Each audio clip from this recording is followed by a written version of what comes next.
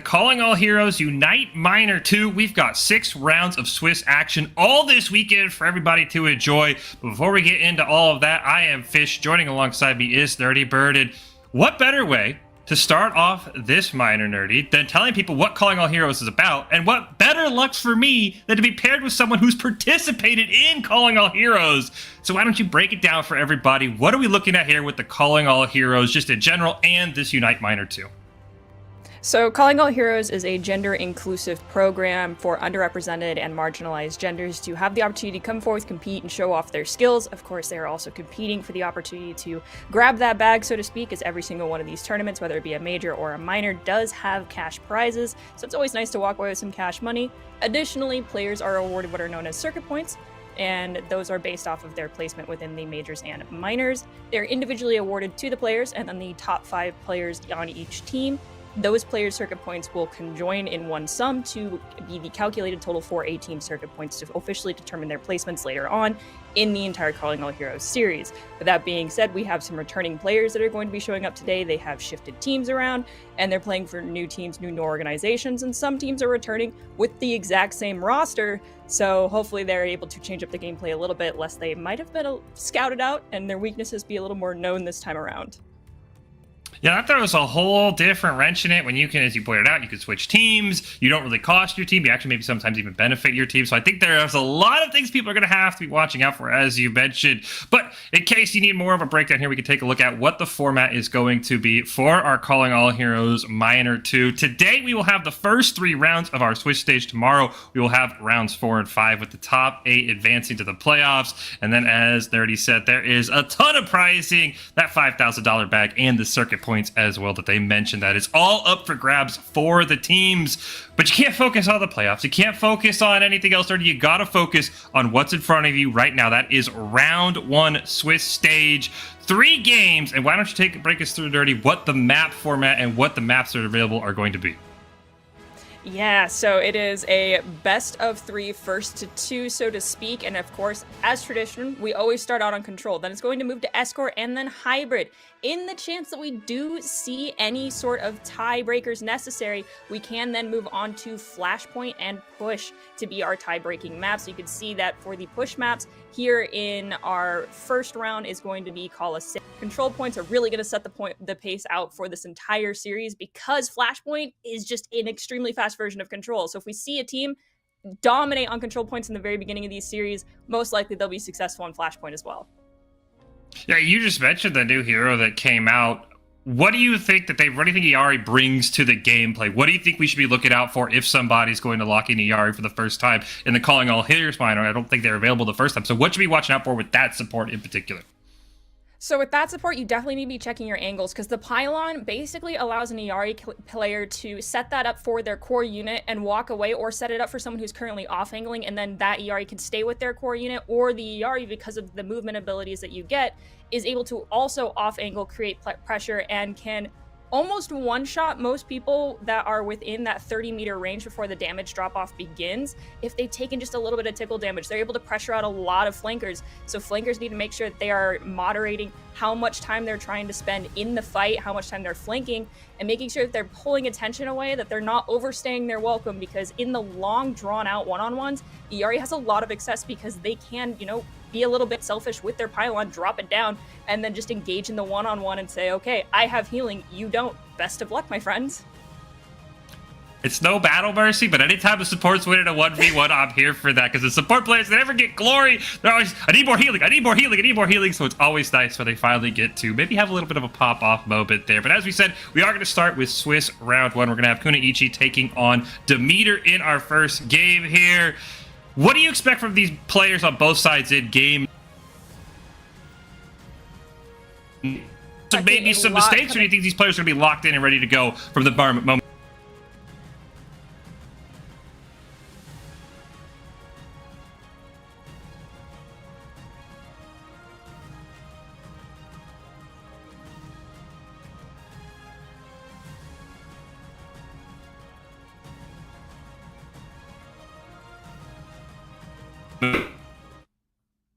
Pretty well balanced when it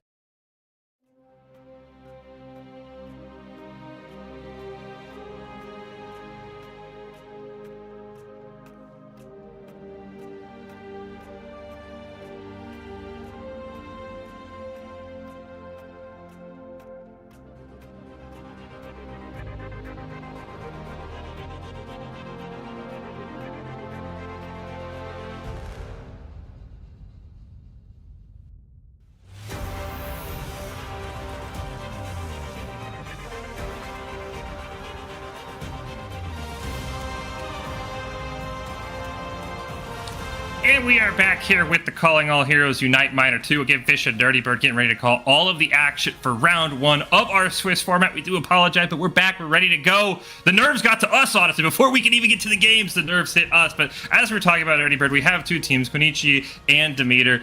Do you think there's going to be any nerves, especially because they're playing the first game on stream? I know these are experienced players. I know they're used to it, but do you still think there's going to be that nerves from being that first team up? Or do you think they're going to be ready to go and they're just going to be, as soon as we start, they're going to be firing on all cylinders? So I think it's going to be a little bit of both. Before the map starts, there's definitely, from some players that are not used to being on streams, going to be a little bit nervous. I mean, it's rough being the first team on broadcast of the day, especially when you're a newer team or more novice players. However, you need to have trust and faith in not only your own abilities, but as well and your teammates' abilities as well. And as soon as those doors drop, I'm pretty sure it's going to be zoned out and honed in on what they're doing in front of them. They're going to disregard the fact that there's a broadcast. Hopefully, if they have the stream running in any way, shape, or form, it's muted in the background because you don't need the extra audio distractions, or better yet, not even on, because you need to just be focused on yourself, your team, and your gameplay, and doing everything in your power to be absolutely successful. And as we mentioned, we are going to be starting out on Control, and the doors dropping are going to be dropping in on Busan. So which of the sub-map types we're going to start on? Will sub-maps for Busan we start on? I don't know. Are we likely to see the war of attrition composition that's been developing, so to speak, with the release of the new hero and the buffs that have come to the battle cattle that is Orisa? Probably. That means we're going to see some pretty intense, long fights happening initially on these points if they choose to go with that composition, though. The battle cattle got me good. I'm going to be honest. I was not ready for that one. But yeah, as you said, we are going to start on Busan. As a caster, selfishly, I'll say, hey, unmute this stream. If you pop off, I want to be able to hype you up. But no, Nerdy is right. You definitely don't want any of those background distractions. But before we hop in, let's take a look at the rosters for both of these teams. Starting off with Kunoichi here. Again, taking on Demeter should be coming up just in a few moments here on Busan. But we do have the rosters hopefully to get to before we started. As I already said, maybe we're looking for Battle Cattle. We'll get to that. But right now, for Kuniichi CGL, we have Barcode, Emily, Evie, SK, and Aspen as the starting 5. We'll see what they're able to do on this first map. And now, Nerdy, why don't you take it away with Demeter's lineup? Yeah, for Demeter's lineup, we're actually going to be starting out with Blobfish, Holly, who is actually Ilex, is how we have been told to pronounce that name, Maple, Karma, Rorke, and Confusion to round out that roster. Very excited to see what they bring to the table. Notice that on our previous roster screen, we had Aspen with the Yari already as their main hero for the roster lineup. In this case, we have Karma and Rorke coming out with the Ana Baptiste. However, Baptiste synergizes insanely well with the Yari, so we could see Karma actually, they could be rolling out on Yari to begin with just to help facilitate their team more and play off of Baptiste, but we'll have to wait and see. I'll be honest, I would be putting something super troll as my favorite hero. They gotta prep for the Yari. That just never touch it. Be like, no, I don't even play that. That would be me. I'm just always trying to gain that little edge. I'll be honest, but again, we'll have to see. I'm excited here. And you talked about Busan as we look like we're ready to hop in. I know once we get in the sub maps, you'll be able to break it down just a little bit more. But Nerdy, what are you looking for when these teams first come out in that first fight to kind of give you who has this edge in our first Swiss game? Honestly, what I'm looking for is where their pathing leads them based off the compositions for each submap type. Each type of comp that you run on these 3 submaps has its different locations it's likely to go to find the most success. Now, the interesting part is just because of the way of the meta, we might end up seeing a lot more mirror compositions than we have in the past. Brawl comp mirror does work. You can run spam into brawl comps still, but I'm really, really hoping we do see, as much as some people may not want to, I want to see the War of Attrition composition come out, and I want to see that Orisa, I want to see the Baptiste, I want to see the Iari, and I want just the opportunities to see players set up, take strong angles, and be willing to take those 1v1s or to off angle and just instantaneously dink and doink someone and send them to the respawn screen before the full fight even starts. Anytime I can mention Battle Cattle, I'm all in. But here we go. We are ready for map number 1 here on Busan. Kunoichi in the blue, Demeter in the red right now. We're seeing some early poke going on here. Emily trying to get onto the point as well. Unlocks in 10 seconds so far. No major damage, but Ilex is dropped low. Turret going to be taken out here, but nothing yet in terms of eliminations as both teams just battling for control of the point. It does finally unlock. Demeter's on there first. They should be able to take it over as Emily gets the first kill onto Rorke. And we can see that Team Konoichi has come out on that War of Attrition composition. They're choosing to go with the Torbjorn as well as the Sojourn to round out that comp, whereas Team Demeter has a variation of it with the double flank DPS, and that could have been their undoing. Target focus is paramount when it comes to running that Sombra Tracer and capitalizing on those hacks. The issue is that Konoichi has a lot of damage. The Ahri can easily turn, BAP can turn, they can force out any of those flankers, rendering that comp useless, and thus is why Demeter's made a hot swap over to double Troll is my favorite hero. Apologies, double sniper. We have Hanzo as well as Widowmaker now. Capitalize on high ground control that's going to be difficult to challenge for Team Konoichi. Demeter trying to see if they can find a pick. The turret is going to be taken out by Ilex. That should make at least it a little bit easier to peek these corners, at least for now. The Ant Matrix did go down up there for Aspen, but weren't quite able to find a pick either. Eevee right now just holding the front line. You do see the enemy Orisa coming in. Blobfish at least trying to get some damage as Karma can get a pick onto Emily. That is huge. Now up one in the fight is Demeter, but they haven't found a way onto the point quite yet. So far looking for one more elimination. Are able to take down the Immortality field. We do see Eevee has the ult if they want to use it. They're going to rip it out. Try and pick up a kill, but not quite able to. But their teammates got him as they get two. And unfortunately, despite the early pick, Nerdy, Demeter's going back to the spawn empty-handed. Karma also popped that Captive Sun, which typically you do see comboed with a secondary ultimate, and the combo, so to speak, is Terra Surge in conjunction with that ultimate. Eevee also popped their Terra Surge, so Orisa no Terra Surge, Somnus now has Captive Sun. There goes that combination, so that means you need to rely on your team to pick a target, get a lot of damage out on them when the solar comes down onto the players, when they're marked with the sun. Gotta make sure they're deleted. We have strong angles being taken right now by Maple. Gets out a shot, but I don't even think it made contact. There is the ult from Somnus, and oh my goodness, just as you talked about, an easy 4K for Somnus and company. Maple the only one left, and that's probably gonna about do it here with that team kill for map 1. I mean, Captive Sun, when used properly, is one of the most disgusting ultimates right now in the game. Like I mentioned, you do typically see it comboed, but it looked like he already knew what they were doing. They were cooking, and they said, leave me in the kitchen alone. Yeah, I mean, who needs...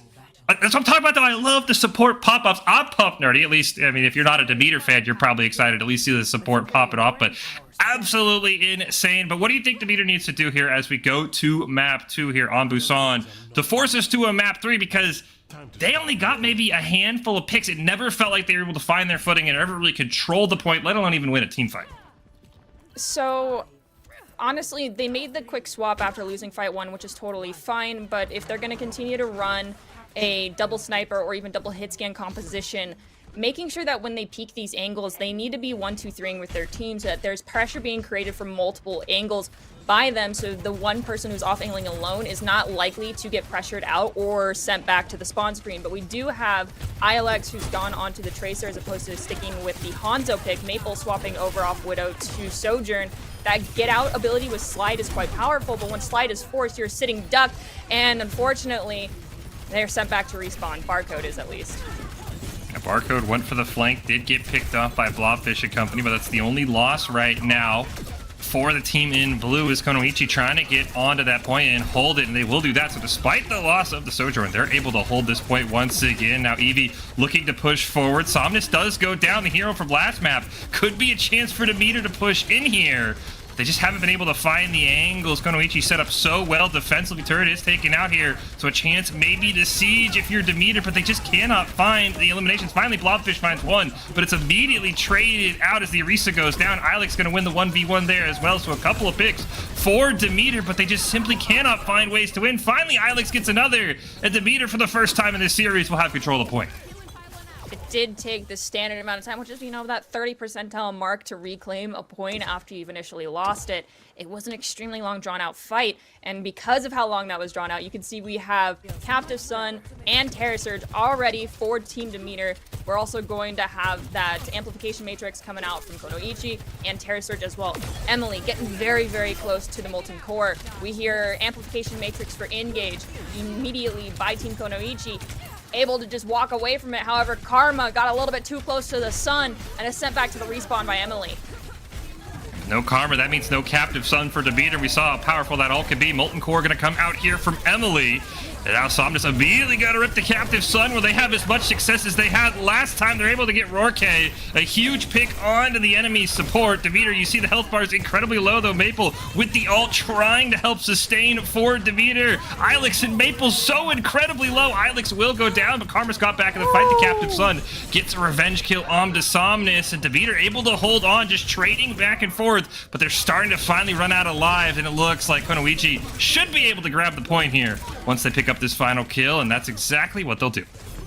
EV trying to force back the Baptiste, gonna cling to the space, use Spear Spin back off, but Blobfish, during that Terra Surge, got dangerously low, was able to still confirm the completed Terra Surge. However, they sacrificed himself shortly thereafter. It counts as a zoning, counts as doing damage a little bit.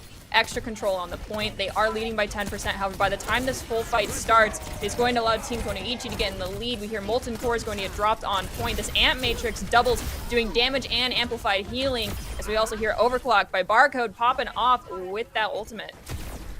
2 kills already for Barcode, looking for a third. Gonna go chasing down onto Ilex and pick up the kill. And that's a huge win for Konoichi. And I think we've maybe only got 2 or 3 more fights left here, Dirty. What does Demeanor need to do to get this map back in their favor?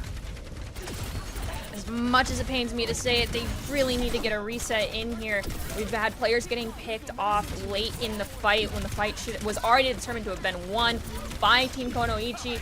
So they need to make sure they're able to rekindle the flame and get their full force forward. They're pulling a lot of attention back towards the point, so these people that were eliminated early for this full engage are going to have the time to get back. That just means that their Orisa needs to stay alive and not get overly aggressive into the front lines here just yet. Both Terra Surges are almost dead. Even Eevees is up. Blobfish is 4% away. But here comes Somnus with the ult, looking to finish it off. Terra Surge gonna pick up one as well. Blobfish gonna go for the hero play, try and charge up the Terra Surge, but not able to find anything. And much like map 1, map 2 ends with a team kill. And a point to Konoichi here as they claim Busan and are now 1 game away from winning our first Switch matchup. And we're going to get an opportunity to play of the game. It is going to be Somnus coming out with the Yari. Most likely that Captive Sun we saw at the end of map 1. Yep, there it is. There was a Dragons going through it. She uses the movement ability of Yari to get out of the way. Extra healing done at the end as well. Remember, this is a support hero. Are you sure? Are you sure? Maybe. I don't know. The line is getting heavily blurred. I can't remember. I could probably count on one hand the number of times in Overwatch since its release that a support gets a 4K with their ultimate. But yeah, I'm here for it. Like I said, if you're not a Demeanor fan, I think you root for the support popping off because they have endured years and years and decades of being spammed by Genjis that they need more healing. Yeah, it is a lot of suffering, but unfortunately right now for Team Demeanor, it seems like the supports are struggling to stay alive right now, and that can come down to your tank not taking the proper angles or your DPS not applying enough pressure, or unfortunately supports it's your own gosh darn fault because you're out in the open. In most of these cases, though, I do unfortunately think it's a little bit of not enough pressure being put on people that are able to be dealing damage onto your support line, and supports sometimes stepping just into the line of fire, trying to help someone stay alive from what I'm noticing. So really, it's going to come down to target focus, making sure you're properly applying that pressure, and supports. Tell your team to back off if you need to heal them, if they're going too far in. Don't sacrifice your good positioning because your teammate has decided that they want to be in the enemy team as opposed to being, in front of you. So at the end of the day, hopefully the communication works out a little bit better for the teams. Of course, we can't hear it, but, I've spent enough time on support to know what it feels like to be like, I can't see you, go left, go right, or a team just Why aren't I getting healed? I don't know, you're behind a wall. I can't help you, but honestly, I think things might even out a little bit more as we move into our next map. But as I mentioned, that control point, Flashpoint is like that, just on steroids. So if it was that difficult for Team Demeter on this one, if we do move into Flashpoint, what are they going to change by then? Are they just going to swap comps entirely? Because Flashpoint, you can do the Lucio play more. Hopefully that works more in their favor, but we'll have to wait and see if they change things up here. To get to Flashpoint, though, they are going to have to pull out a win on Hybrid. I believe, again, it will go Control, Hybrid, Flashpoint. It is first to 2 wins. So Konoichi is, if they can pull off this win on Numbani, will end it before we even get to Flashpoint. And as we see, Numbani is going to be the pick. Nerdy, what do you got? What are your keys? What are the nerdy keys here for Numbani for both of our teams? Supports, make sure that you are playing in a space where you can, if you're on defense, where you can back off, get out of line of sight. You know, jiggle peeking is very strong. Additionally, watch your lanes, watch your angles. If you are a DPS who is going to be the unfortunate job of playing Tracer and going coastline, don't overstay your welcome. Pull the attention. Tell your team you've pulled attention, and let them engage. Don't try and take the 1v1 if you're at a disadvantage. And, you know, click heads, don't die and get value. Those are my keys. I feel like a lot of our games just click heads, right? Just if you click on their head, you will win. It's just that simple. So we'll see if they're able to listen to you, Nerdy. Just as you said, just simply click on the heads. And I think the other thing that Demeter struggled with at times on Busan is I don't know if their Tracer at least got a single kill. They even got outflanked by Barcode on the Sojourn there on that second map. So maybe they're able to get some more value on that Tracer. We will have to see. But Konoichi trying to say, let's just start with an early 2-0. Let everybody know, hey, if you're watching the stream, we just 2-0'd our first game. That's the best way too, right? If you're trying to keep going in that Swiss bracket, of course, you face teams with similar records. Quick 2-0, you're not fatigued, you're just chilling. So Konoichi probably just trying to wrap this one up quickly, and we'll see if Demeter has any success. Oh, you will say you talk about how supports need to tell their DPS to back up. What I just saw, Nerdy, if I'm a DPS, I say, why don't you just quad kill him? I just saw their support do it. It's just that easy, right? The epitome of get good. Why do I even need a DPS? I should just be, you're the support and the DPS. But again, I don't think that's necessarily the case unless you're playing the newest hero. But we'll have to see. Maybe we'll see a 4 kill with the Battle Mercy. That would be absolutely wild. I would love to see that.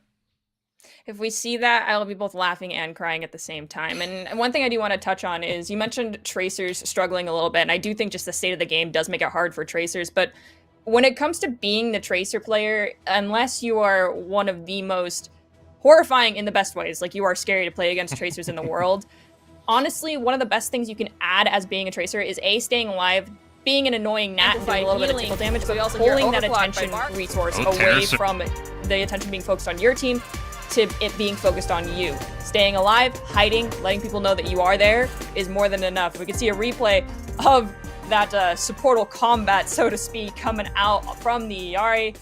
This is just grotesque. Like, I completely understand how much fun it is to be able to get these eliminations as a support, but oh my gosh, that is grotesque. And then also we saw Barcode popping off on that Sojourn as well earlier in that highlight. But if you have ult tracking, like there's always an ult tracker on your team. If not one, there's multiple. It typically falls onto the main support, RIP your vocal cords. With that being said, if you know that there is a Captive Sun coming into play, I mean, you can save Spear Spin for it. You can have someone play Kiriko, you can actually use Suzu on it. D.Va can eat it, Genji can deflect it if you choose to play a Genji. There are ways to counter it, but you need to get in the head of your enemy, so to speak, and anticipate when that Captive Sun's going to be used and save your cooldown for it, as opposed to just using the cooldown that can prevent the Captive Sun and then letting them use their ultimates on top of your head. We will see what Numbani has in store for both our teams. Again, it is the Calling All Heroes Unite Minor 2, our first game of the Swiss bracket, at least on the stream right now, going live between Konoichi and Demeter. Konoichi won game 1, and now are 1 game away from just claiming an early 1-0 on the day. See what they have up on Numbani on Hybrid here, and if you're Demeter, we'll see if they're able to answer back. I will say, and the one thing that I wanted to point out now that we see the comps already, is it felt like Demeter had success when they went with the mirror of what Konoichi was doing on Control. It felt like when they tried their own comps, they weren't having as much success. So I'm curious if that will still remain true here on Numbani, or if they'll have more success on their own comp here as they look to attack first and set a statement here in map number 2. And we do see a slight variation in the original composition that Koniichi had. Instead of that Baptiste, they're going to have Mercy as well as Barcode going with Tracer. And they have Ash, which that dynamite can be very oppressive to teams. We hear it go off. People are burning. They get barbecued. Reinhardt takes the TP alone, which is tragic.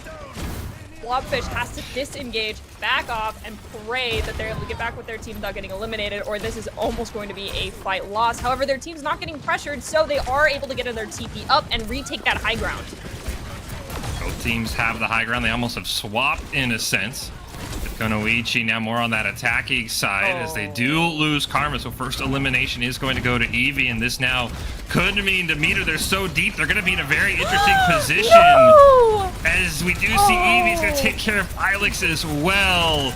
Bastion in that form, not able to get anything, and this looks like it will be just like before, another quick fight and elimination for Konoichi. Oh my gosh, Eevee just able to spear spin not one, but I think 2 or 3 members off the map in that corner.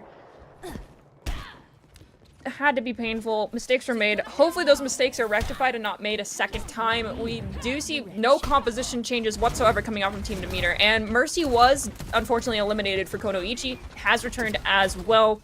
Getting the Mercy pick is fine, but when you've already lost 2 players on your own team, can't really do too much other than get yourself some ult charge. Bastion already used tank formation, getting through past bus towards the underside of the map near that mega. Looks like they're going to repeat the rotation. Hopefully 1, 2, 3 this TP this time, so everyone takes it, not just the Reinhardt. Looks like everyone is able to get through. Pulse Bomb going to go out from Barcode. Nothing going to have of it, but it will force the Immortality Field from Wark, and that will be taken care of. Amp Matrix is going to go down for Demeter, and they find an elimination on Aspen. This might be their opportunity. Valkyrie is going to be popped by Somnus, and they're going to get a revenge kill. They're going to get a revive, onto Aspen, and Emily will get the kill onto Maple. And we see trade kills back and forth, 2 down for both teams. Now Wark is going down. You see Emily does have Bob available, but might not even need it. Gonna get flanked from behind. Give up the high ground. Let their team finish the job. And Demeter with a quick start, but after that revive from Somnus, just could not recover. Things got a little bit sticky when Somnus got deleted. Our wish of seeing a Battle Mercy came true, but it was not a Battle Mercy 5k. It was a Battle Mercy pepper damage and then deleted. Coming up into this next fight, we're going to see Terra Surge along with Captasun for Team Konoichi, as well as Bob online. We do have a wall, which is a great opportunity to wall off any sort of Bob damage coming down on Team Demeter. If it is in an opportune spot, hopefully they can manage to work their way around that. Captasun is going to be used initially, as well as wall. Return Captasun coming out from Aspen. We do see Emily is going to get deleted for Team Konoichi. There's the Terra Surge. Terra Surge picks up 1. Blobfish goes down. However, there's 2 on the point, and it is capping. Looks like Demeter will be able to get this. Oh, they might. They're 96%. I think. No, the caster curse is real. I spoke too soon. Oh, I'm so sorry. 98.5%. Bob had an insane fight as well. I think a 3k for Emily coming from Bob. Well, every ult's on cooldown. Barcode might get an ult here, but there's 23 seconds left, and they still have to get that final tick. Does Demeter to continue this round? 16 seconds and counting down now. Will they be able to find success? They are going to get a pick onto Barcode. This might be enough with Maple finding that one.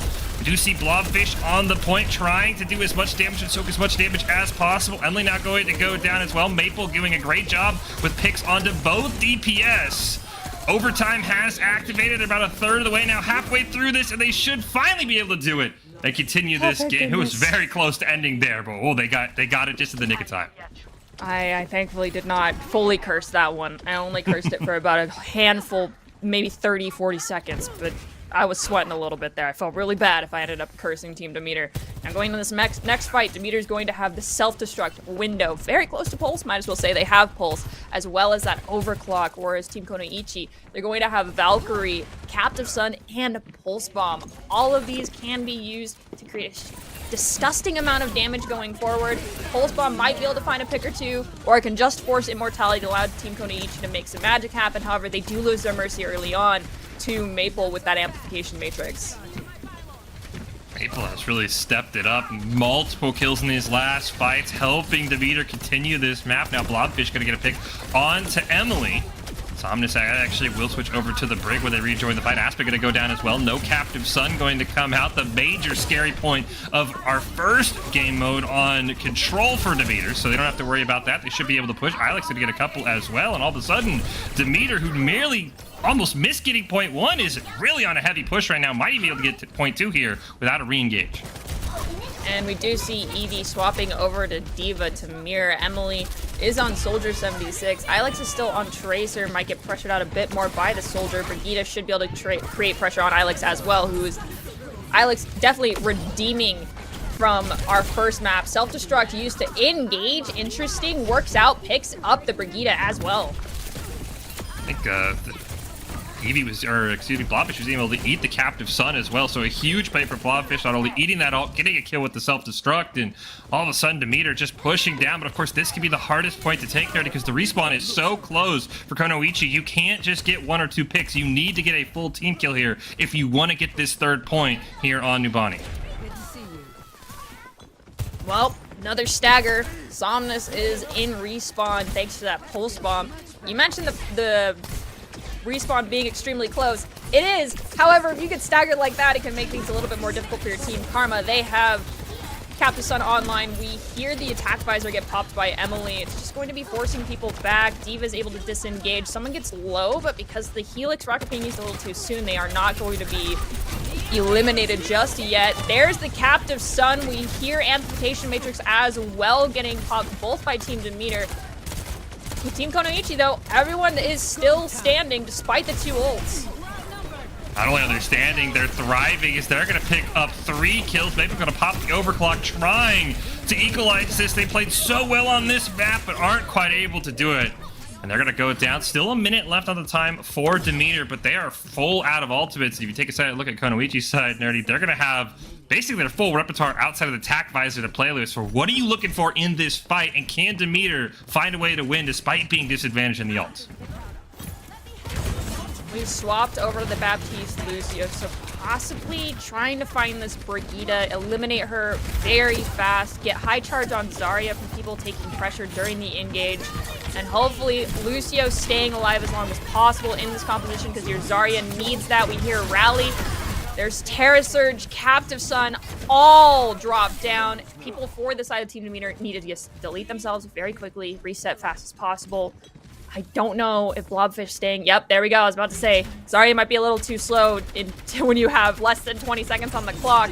So we see we're going to swap over to the Wrecking Ball as well as the Sombra to try and get a touch on the payload with 10 seconds remaining. 7 seconds left, still no touch. Blobfish trying to get there, which is crowd controlled and not able to make it. Someone is able to get a touch though and force a little bit of overtime. So far, everyone on the meter is healthy, but here comes that attack visor. Mortality field is going to go down. It will be taken out by Emily, the Ant Matrix, in return to try and survive through. Remember, they've got to keep at least a toe on that point. And with Blobfish going down, it's going to be even harder. Barry going to come out here from Carver to keep everybody nice and healthy, but they do not have that tank they so desperately need. And they're just being pushed off and barely get a touch on, but you can see right now they just don't have the resources. They don't have that tank. And they will unfortunately not be able to get the retouch. So a good push for Demeter. They don't quite 3-cap, but based on the way that map started, I think they got much further than I expected maybe only 4 minutes ago. Yeah, tragically, in that final fight, we saw Wrecking Ball round the corner, which there was an amplification matrix behind Wrecking Ball. And so when you're that tank, when you're that DPS, and you know there's an amp matrix behind you, typically you anticipate your team to swing forward with it, be able to create pressure, and it amplifies the healing. So even if you're critical, odds are you'll survive. The issue was both supports were backed off into the room with the mini as opposed to being able to swing out with that amp matrix. And so I'm not sure if Wrecking Ball was aware that that was happening in the heat of the battle, the heat of the moment during that battle. So unfortunately, Wrecking Ball went without healing for an extended period of time, got sent back to respawn, and then as you mentioned, they were fighting without their tank, that big space maker, and it really comes down to knowing when you can take space and that back to front communication. Is your support telling you if you can go in? Is your support telling you we have the resources, we can play for picks here? Or is your support telling you, I need you to play like a chicken and play your life right now because I too am nearly dead? I can't hear you if you stray. And I mean, I think Demeter, they made as good a play as they could, right? They went in, they forced Konoichi to blow all 4 ultimates in that fight. I think maybe Konoichi expecting there wouldn't be enough time, so they got all the ults out of the way, but as he pointed out, Blobfish just didn't have any healing. The Ant Matrix was down, but the supports were line of sight. We'll see what Konoichi can do on attack. Remember, Demeter took all the way till overtime here just to claim the payload before they started that massive push, so they did not have a lot of time in the bank from the start. We'll see if Konoichi can have a better start than that, as right now Blobfish and Eevee both on that Diva looking to just try and take as much damage as possible. The mech gonna go down early for Eevee. Barcode goes down as well, and it looks like, much like Demeter, a rough first attack here for Konoichi, as they're gonna lose just one, but they have the baby Diva who's not much help. Hey, Pilot Diva can do a lot of damage, but they're also extremely squishy. This is why Eevee is already eliminated by Maple. Emily is going to just fly away over near coastline. As the Echo player without a pocket, because your Mercy has been deleted, you get a little bit more of a squishy mentality. You can't be taking those crazy angles, creating a whole lot of pressure. Backing off and resetting was the best thing they could do, because this Echo Mercy needs to be the one taking that hard off angle on the left side on coast. Glad to see that they're able to communicate that amongst themselves and all reset. Got another fight already started. Just sub 3 minutes left on this first push. Fish drop a low immortality field will keep him alive. Almost have that self-destruct, but Emily also nearly to that duplicate as well. That might be our first ult we see come online. We'll see if they want to use it or not. As Konoichi looking for an in. The duplicate online, the self-destruct up. Barcode gonna get a pick. Aspen will as well, and already Konoichi up 2 in this fight. Make it up 3 as they're able to take out Blobfish as well. And look at what the duplicate here onto the Tracer. Push Demeter all the way back, well past where they need to be for defense. And this should be an easy capture. One tick already down here, and I don't think Konoichi's gonna have any near scares like Demeter did. Honestly, I'm shocked Emily did not choose to copy the Iati, who is still alive in that instance. One of my favorite things is seeing an Echo copy on Iati, because you too get the Captive Sun and get a 4K, not only as a DPS player, but a DPS duping a support. It's great. We have Eevee coming up with self-destruct. Blobfish used self-destruct in the last fight. Unfortunately, will not have it. We have Captive Sun, Amplification Matrix, as well as almost a full pulse bomb for Team Demeter. Whereas we have Valk, Captive Sun, self-destruct, and basically a Dragon's online for the Team Konoichi. I'm excited to see if this Dragons is used to get eliminations or to split the team and allow a support ultimate to come in and clean up the remainder of the team. Valkyrie will be the first support ultimate popped here for Somnus. There go the Dragons as well, and they're going to get an elimination onto Maple, who just couldn't quite get out of the way. Somnus going to pick up the Battle Mercy kill here as well onto Rorke. Oh, they're going to find another one here onto Ilex. Ilex drops low, but it'll be Aspen who actually claims the support kill. But the Valkyrie plus the Dragon Strike, they didn't even need the Captive Sun, and they're just going to keep on pushing. They'll probably get one more engagement here, though, Will to Meter, before they get to that second point. And it's going to be Aspen as well as Barcode just chilling out, pushing the payload. Karma's pylon was still alive, so now it's 12 seconds before that pylon can be placed because it took damage and was deleted by someone of the enemy team. By the time this engage starts, it should be okay. Yep, you can see cooldown is finally expunged for Karma. Able to place that pylon up. Bob is used by Maple. We hear Captive Sun. Is it going to be eaten? No, it's going to be confirmed onto 2 targets. One is gone. Second one is gone. That's a 2K for Karma. Karma's going to add it a kill on to Eevee's mech as well. So Barcode does get a little bit of revenge, does take out Maple. Does seem like Demeter overall has won this fight. There's still that Captive Sun on Aspen that I think Demeter has to be wary of, especially after how successful it's been on the first map. Right now, Demeter does stand strong, and I think, as he pointed out, Diva can eat the Captive Sun, so a lot of pressure on Blobfish to take care of Aspen's ult, the only ult Konoichi should have in this next fight. Blobfish is using self-destruct early. Tragically, their support is going to get deleted in that instance. Down goes the Baptiste. Emily, still alive, is burning, uses the copy onto the Tracer. That's a quick pulse bomb if there's enough damage peppered out by Emily. We do see Maple goes down for Team Demeter, so they're currently down 2. Baptiste is still coming back from spawn. This is a duel between Emily and Karma. Looks like Emily is going to manage, with the help of Mercy, to delete Karma. Oh, we were distracted by Emily. Barcode was cleaning up the team. He picks up 3. They pick up 3 in that fight. And they're going to be able to get that second point. keep pushing. Remember, they only have to get 62.3 meters here. You could see the golden parking space that Konoichi needs to get to not only win this map, but to win this first Swiss game. And they have 3, make it 4 ultimates online. Demeter's just going to have a pulse bump and maybe an amp matrix. So they're going to be working uphill with Blobfish going down. That's a huge loss. They're going to lose another in Ilex as well. Barcode is popping off. Dragon Strike going to come through. Somnus going to get the res onto Emily, so it's full health for Konoichi. They're going to have everybody alive. A 10 kill streak for Barcode. Emily picking up a couple. They are so staggered. They should be able to walk this payload into the parking space. And we do see Blobfish just decided to swap over onto the Ramatra. And you said that there's a lot of pressure on D.Va players to eat the Captive Sun. I think it's a little bit easier as a D.Va to eat Captive Sun now than it used to be to eat the Zarya Ultimate Graviton Surge because of the amount of time that passes. But regardless, Team Konoichi is going to walk away with the victory on Control Busan as well as on Nimbani here. And that means they are victors for our first game. And we're going to see Eevee play the game. If this is not the environmentals, I'm going to be a little sad. It is. It is the environmentals. Yeah, they just absolutely popped off here. It said, no, I control this platform. You do not control this platform. This is my platform. I will say, going from control to hybrid, Demeter looked like a much better team. They held their own. They were able to make that a map on control. It kind of felt like they get a kill and then fall over. So I think a really good second effort by Demeter, but Konoichi just seems like they always had the answer. Barcode was just, I mean, what, 10+ player kill streak there to end that map. You look at the kill feed, it was just Barcode, Barcode, Barcode, Emily, Barcode, Barcode. So really a great team effort. I think Konoichi putting everybody on notice that this team, they can run meta and they can beat you if you run meta, because that's what they did against the Beater. We'll have to see if that holds true for the remainder of the Swiss series here, because it is a round robin at the same time. We'll most likely not see Konoichi today on broadcast, may see them tomorrow. We'll have to wait things out and let history write itself, so to speak. Nonetheless, Team Demeter definitely had their pop-off moments, and one thing that I do think is tragic, though, is because of the introduction of Flashpoint, basically TOs have an option of make it a best of 7 or take away a map type. And so the map type that was removed in favor of Flashpoint for this tournament right now during this series is going to be that Escort. And the Escort portion of Numbani, like you said, they did extremely good on that. So perhaps Escort was kind of their ace in the whole map type. And now that it's gone, they really have to work on, you know, those hybrid maps and work on just kind of getting a foot in the door on the control points.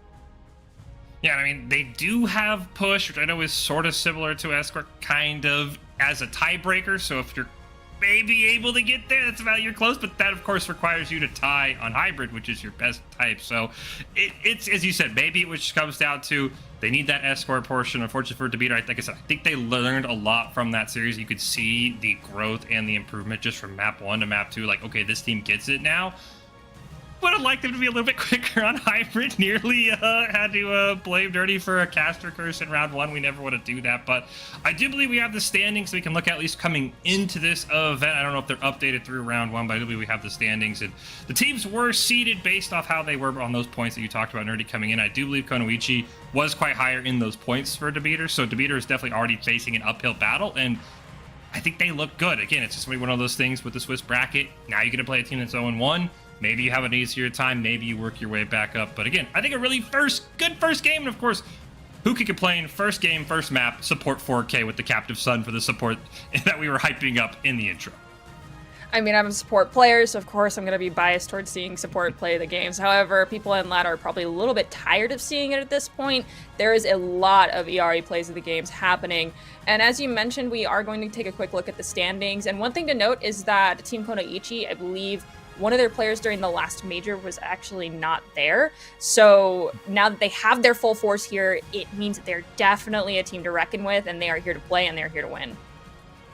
Before we get to those standings, so I do think we're going to take a look at the replays. We're also going to have an interview from this first series as well. So we will take a break. We come back of an interview from the Konoichi Demeter series before we go into round 2 of our Swiss bracket here on our Calling All Heroes Unite Minor 2 right after this. And amplified healing, as we also hear Overclock by Bark. Both Terror Surges are almost dead. Even Eevee's is up. Blobfish's is 4% away. But here comes Somnus with the ult, looking to finish it off. Terror Surge An opportunity play of the game is going to be Somnus coming out with the Ari. Most likely that Captive Sun we saw at the end of map 1. Yep, there it is. There was a Dragons going through it. She uses the movement ability of Iari to get out of the way. So first elimination is going to go to Eevee, and this now could mean Demeter, they're so deep, they're going to be in a very interesting position. No! As we do see Eevee's going to take care of Ilex as well. Bastion in that form, not able to get anything, and this looks like it will be just like before another. Initially, as well as Wall. Return Captive Sun coming out from Aspen. We do see Emily is going to get deleted. Down as well. Maple doing a great job with picks onto both DPS. Overtime has activated about a third of the way now, halfway through this, and they should finally be able to do it. They continue this game out. The major scary point of our first game mode on control for Demeter. So they don't. Lucio staying alive as long as possible in this competition because your Zarya needs that. We hear Rally. There's But here comes that tack visor. Mortality field is going to go down. It will be taken out by Emily, the Ant Matrix, in return to try and survive through. Remember, they've got to keep at least a toe on that point. And with Blobfish going down, it's going to be even harder. Barry going to come out here from Carver to keep everybody nice and healthy. But they do not have that tank they so desperately need. And they're just being pushed off and barely get a touch on, but you can see right now they just don't have the resources. They up 3 as they're able to take out Blobfish as well. And look at what the duplicate here onto the Tracer, push Demeter all the way back, well past where they need to be for Somnus. There go the Dragons as well, and they're going to get an elimination on the Maple, who just couldn't quite get out of the way. Somnus going to pick up the Battle Mercy kill here as well onto Rorke. Oh, it's going to be eaten. No, it's going to be confirmed onto 2 targets. One is gone. Second one is gone. That's a 2K for Karma. Going down, that's a huge... A lot of pressure on D.Va players to eat the Captive Sun. I think it's a little bit easier as a D.Va to eat Captive Sun now than it used to be to eat the Zarya Ultimate Graviton Surge because environmentals. Yeah, they just absolutely popped off here. It said, no, I control this platform. You do not control this platform. This is my platform.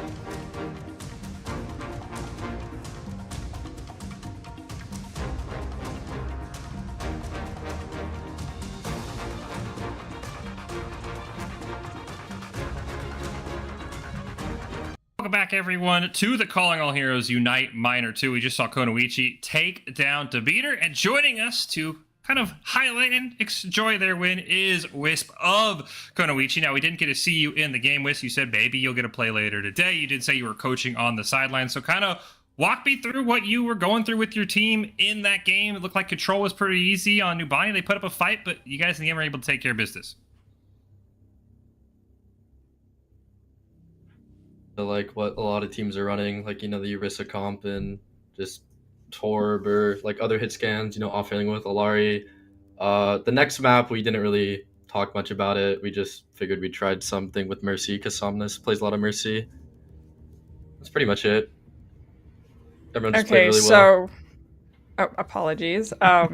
So, as Fish mentioned, and as you discussed with us before the interview started, you are in the coaching role / team captain, team representative, because you were, forced into this interview despite being the observer of that last match. However, two of your teammates conveniently mentioned in their fun fact of the day that they have tummy aches. So do you anticipate yourself having to sub in here in this next match that may be off screen for us here on broadcast to take the place of one of your players who has a tummy ache? Yeah, everyone's too scared to do the interviews from over here, but yeah, I am a sub first. I'll be playing for Emily when she goes to the UK, which is very cool. But yeah, I guess if those tummy aches progress, I might get a little more playtime today. Tragically, I was hoping that you'd be like using a camera for this interview. So because your fun fact, you mentioned that you can do a flip, and I'm like, is it a front flip? Is it a back flip? Like, can we see this? Because I don't know. Little bit interesting that we've got one player's like, I can't do a flip, and then you're over here like, let me flex on y'all. I can actually do a flip. I can't do one. So I was kind of excited, but of course, no camera. Totally understand. Yeah, sorry about that. To follow up on Nerdy's question, though, are you flipping every map win, every team fight win, or just every series win? I typically don't do flips based on win or loss, but that might be like a fun workout regimen to do, actually. I'm sure that would get tiring. Yeah, with the way you guys win, I think it would. But Wisp, we'll get you out of here on this. You guys played the first game on stream. Were there any nerves related, or was it just business as usual? Who cares if people are watching? Who cares if we're on stream or just in front of observers? Or was there any sort of pressure being that first game to kick off our Calling All Heroes Unite Minor 2? Albeit I wasn't in the match, but no, it seemed like everyone was really calm and collected. Everyone's kind of like tossing jokes around mid-game, having a good time, just playing well and having fun, I'll be honest. Yeah. Cool as a cucumber, I guess, Swiss. So congratulations to you and Konoichi. They're going 1-0 on to Swiss 2, and we won't maybe get to see you, but hopefully if those tummy aches don't go away, you're able to step in and pop off. Thank you, guys. I am a little upset, Nerdy, that it's not a flip after at least every round, right? Like at least every map, like... I'm too accident prone to encourage people to do things that could make them get hurt before a game starts. Like, imagine one of those players is like, yeah, yo, I gotta go, you gotta sub in. And then Wisp is there like, so I just sprained my wrist doing a backflip in celebration of that last map win. So I'm gonna be playing in a wrist brace. And yeah, sorry if my aim is really bad. I mean, I personally like, maybe just like a gift in representation of the flip. And then, at the end of the day, if you do well, do a flip. Maybe you do like you record yourself, you gif yourself flipping. I would accept that, but hey, if you're gonna put it out there that you could do a flip, like I mean, as someone who can't do a flip, I'd be doing them on command if I could. Like I'd just be go do it. I'm doing it right now. I'm gonna do it in the middle of the street. But no, it's okay. I'll get over it with. I'm sure if they claim that big cash prize and those circuit points, they'll be flipping all over the place. But we do have the standings that we were talking about. Again, not sure if this will be fully updated. We might still have some Swiss games going on, but we could take a look at the standings. These are how the teams were seeded coming in to this Calling All Heroes. Actually, we do. We have all of our games done already, Dirty, so you can see kind of business as usual. The top 9 teams won. And the bottom 9 teams, unfortunately, did not win. Kind of, I guess, what you would expect going into this, again, as they're seeded based on their points that we were talking about before they came into this Unite Minor 2 for Calling All Heroes. So as the Swiss round progresses, we'll see these start to balance out a little bit more, and we'll definitely see the top contenders start to make themselves known. Washington Justice / Timeless is currently in the lead, and I do believe they are actually one of the two teams we'll be seeing in our next matchup. It is Washington Timeless going against Team Fable. Very excited to see that matchup. Fable is a newer formed team as far as I'm aware, so I'm excited to see those players. Of course, Washington Timeless, I feel like when you pull in not only the Timeless label, but then the Washington Justice label as well and make a team, you better show up. Like, that's the only thing I can say. You are standing on the shoulders of giants, so to speak, coming from your organizations. You are the representation of your organizations. It's a lot of pressure. But of course, my job here is to stir the pot and add the pressure. Hopefully your coaches and your teammates do not mount that pressure on top of you. I mean, no, like I said with the flips, if you come with the smoke, you better expect all of the heat in the kitchen, since we've been making kitchen references today. So no, I think you're right. Watch it, Timeless. You're going to go with the name. You're going to go with the logo. You better represent. They're number one in the standing. So far, they are popping off. We'll see what Fable has to do. But let's start with Fable. So much talk about Washington. Let's start with Fable and take a look at their roster getting ready for this game. I do believe that is the roster from our old team, though, with Maple, Holly, Blobfish, Carmen, Rourke, CK. We just saw those in our last game here, but hopefully we'll be able to get Fable's roster here because they have all the pressure. They're going against the top team. And as we talked about with the Swiss, since you're 1-0, you're going to face better and better competition. I'm sure Fable was like, really? We drew the straw of Washington Timeless? Like, can we pick that team instead? But we'll have to see if this roster is up to the task. I mean, you could also think about it in the way of, like, let's get the hard teams out of the way early on. So, like, you just do your best, but you don't... You hope for the best, but anticipate the worst. Like, maybe you do get 2-0'd, or maybe you get 1-2'd, but at the end of the day, like, you anticipate that this one isn't going to fully go in your favor, so you try, but you don't overly exert yourself so that you can then go into the other games in the Swiss series and actually perform very nicely. Maybe that pressure of not being on broadcast will add into it. And you're just like, okay, let's not broadcast to the world everything that we're capable of doing right now. Let's give them a piece of the pie, and then in the other games where we're not on broadcast, people can't watch, can't scout us, we absolutely pop off and dominate. And then we'll reappear during the playoffs and be like, yeah, by the way, we showed up to play. Especially against a team like the number one seed, right? We expect Washington Timeless to be there, so maybe you give them sort of a fake out, right? You give them a fake comp, kind of like, wow, this team can't really handle that, and then bam, you punch them in the mouth in playoff. Maybe, again, we'll have to see. That is, as you kind of pointed out, I know not to get too much into math theory, that is kind of a speculated idea with brackets. You maybe first couple games go a little bit lighter, so then your competition is sort of a little bit easier since you're always playing similar records.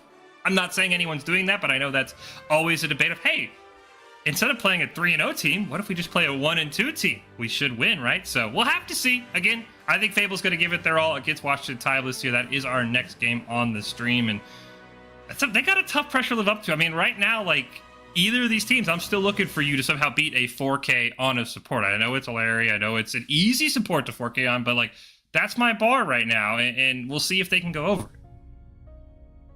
I mean, I'm shocked we didn't see a Captus on 5K.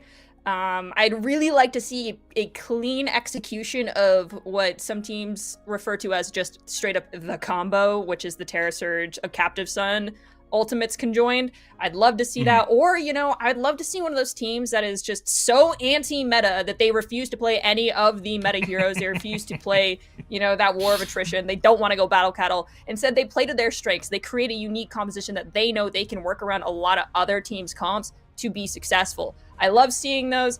Are they sometimes painful to watch when this very interesting composition comes out to play and they just get absolutely steamrolled?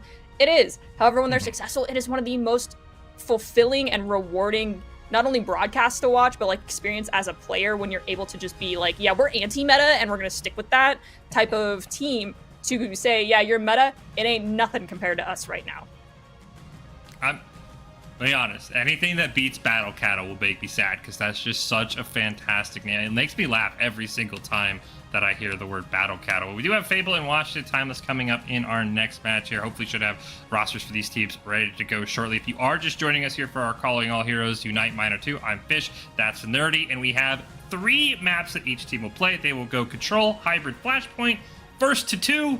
We'll see if we see Flashpoint. We haven't so far. Why don't you also, we've already talked about the new support. I know Flashpoint, a newer game mode as well. Why don't you, I know you've broken it down here and there, but Nerdy, why don't you break down what you should be expecting if we do see Flashpoint sometime in today's games?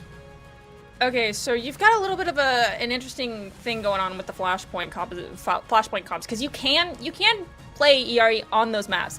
But one of the big things that I've noticed a lot more is teams relying on that Lucio speed, because it's about 108 meters from the spawn to the flashpoint in most instances. Even when the flashpoint changes, if you are coming from spawn, it is at least a 100-meter walk. And that's a long distance in Overwatch to go at all in any shape or form. So relying on speed or teleporting, very powerful tools. We could see a Lucio Kiriko composition come out. We could see dive. We could see more rush compositions. We could see like a Jotes comp. I've seen that be very successful when teams are coordinated and are able to focus on targets and get them down.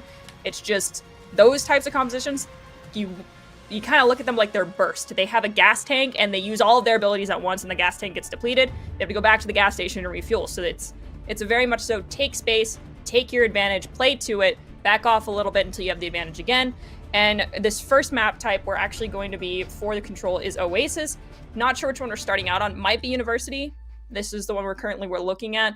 This one, you can still play the Orisa compositions that we've been seeing. You can play Brawl. You could always play the classic wall and mall style compositions. You could play a rush comp. You could play dive. Dive's a little bit more difficult on this one because you lose angles and line of sight on people a little bit easier. So understanding where you need to set up first fight based off your comp, always very important. We'll have to see what our two teams have in store. Again, it is Fable and Washington Timeless. Both of them won their first game.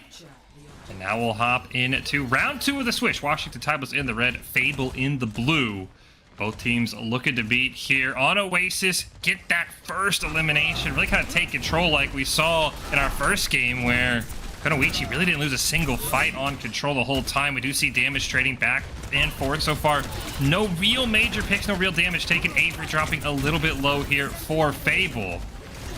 Snore is able to put up a couple of turrets as well. Control point does unlock. Now the real fighting begins. Sawhill gonna go rushing in, but he drops right into the trap that Fable had set. Able to do a ton of damage, take out the immortality field as well.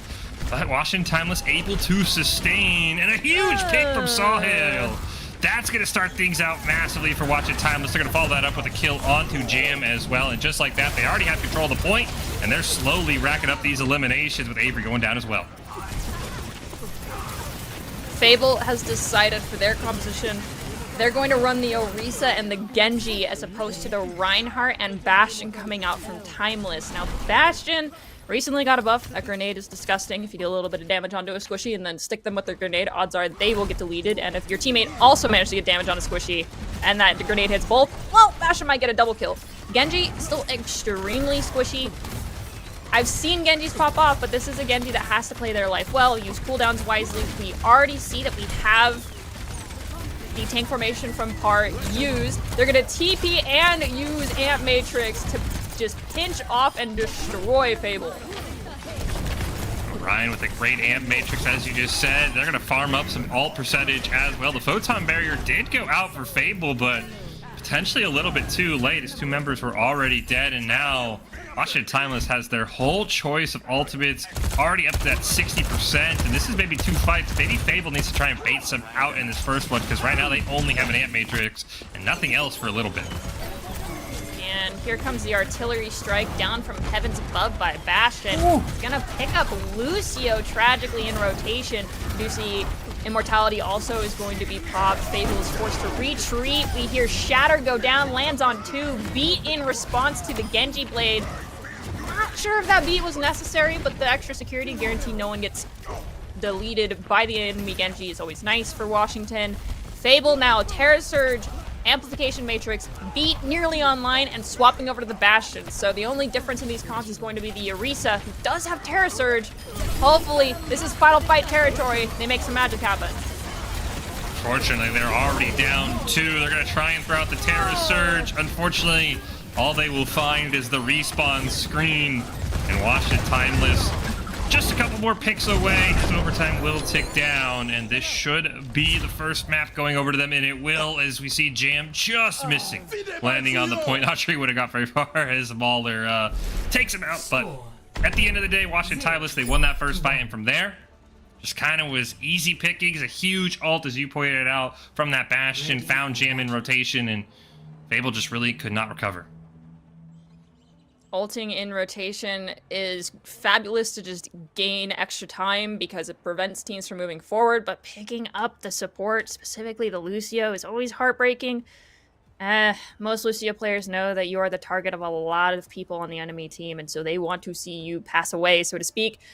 And Jam was on the receiving end of that wish from Par. Now for this next map, it looks like we're going to swap out for the Soldier 76 as opposed to the Genji this time for Team Fable. Other squad, Washington Timeless, sticking with what worked. I mean, if it ain't broke, don't fix it. See if it remains unbroken in this first fight. Washington Timeless already going to get up to that point thanks to a great portal from Snores.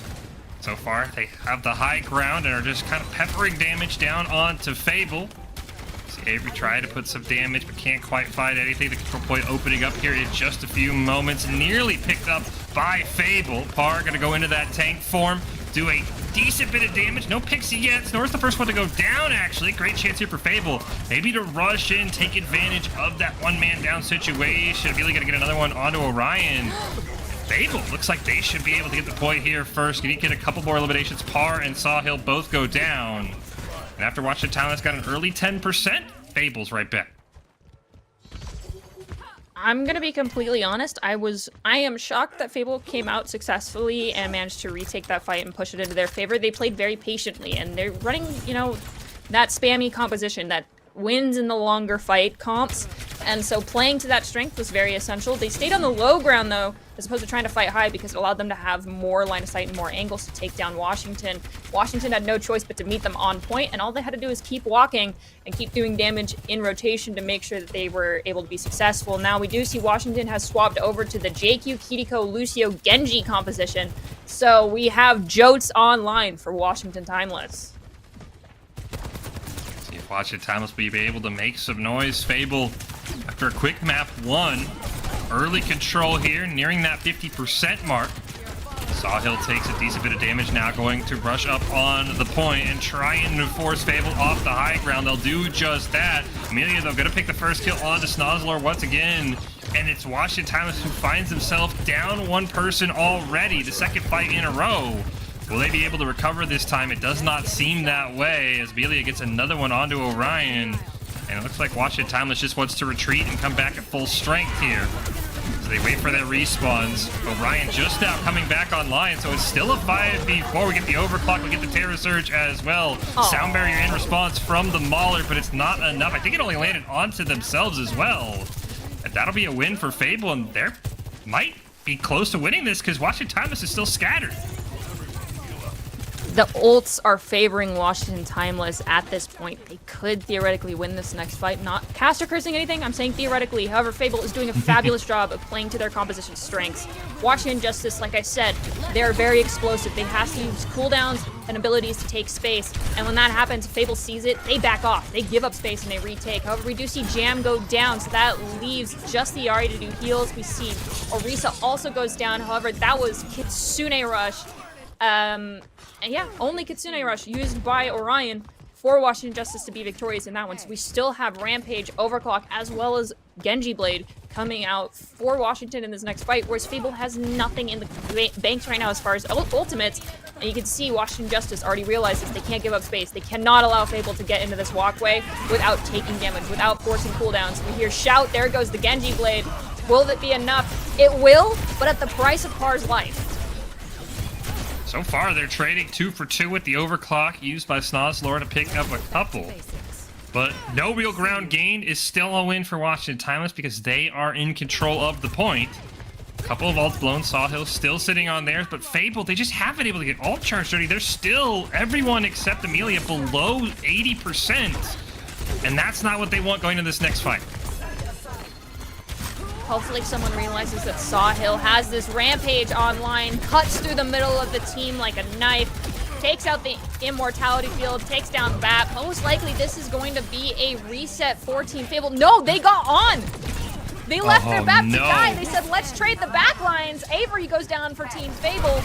But if they play Ring Around the Rosie enough, they can theoretically play touch and go on this point till their team comes back. Amelia is going to pick up the Lucio for Washington. And here comes Captive Sun.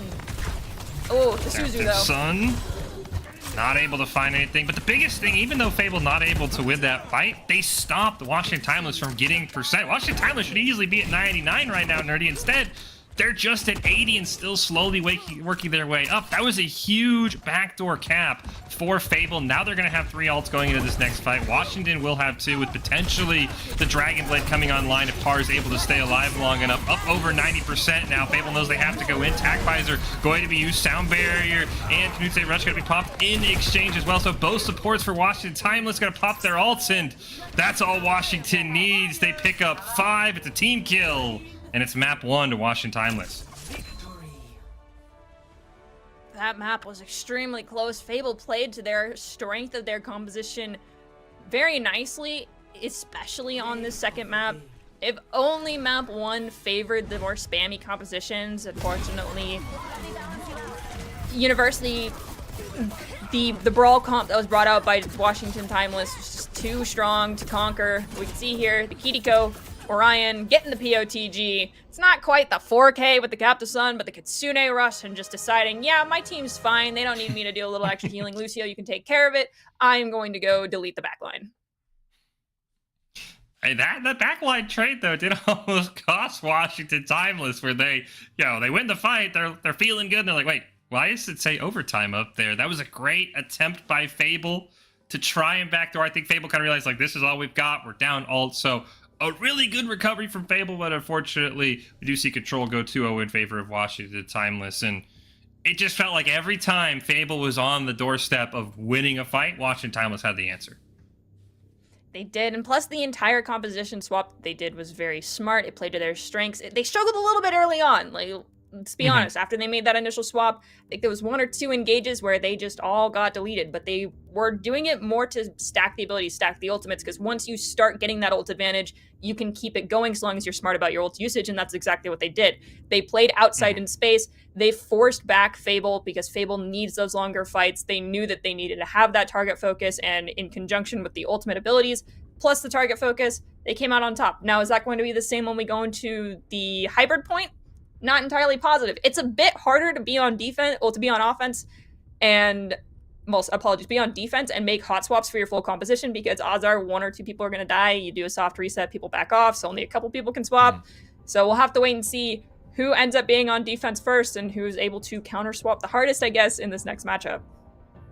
Yeah, and I think the point you made about watching Timeless, that really was why they won that second map in particular, was just how well they managed their ults, right? They had 4 ults, and they didn't use all 4 right away. It was, we used 1, we won a team fight. They got 2 or 3 team fights out of those 4 ultimates as opposed to getting 1, and that's where Fable kept being like, can we please have an ult? Like, please, the check marks keep staying there for Washington Timeless, and we're not verified yet. You know, we're not verified on X. We don't have our check marks. We're just waiting. So, and that's really where it felt like, I think Fable for those last 3 fights had 1 ultimate used, and Washington Timeless had 6 or 7, and that was where, as you said, they comp swamped.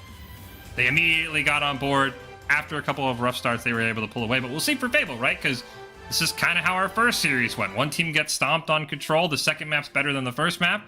But then they really make Hybrid a very, very close map, did Demeter. So maybe Fable has a Hybrid map they really like. Again, as we mentioned, it does go Control, Hybrid, and then Flashpoint. So those teams that are really good at cart push maps are like, hey, what the heck? So maybe that's Fable's condition. We'll have to see when we get to our next map.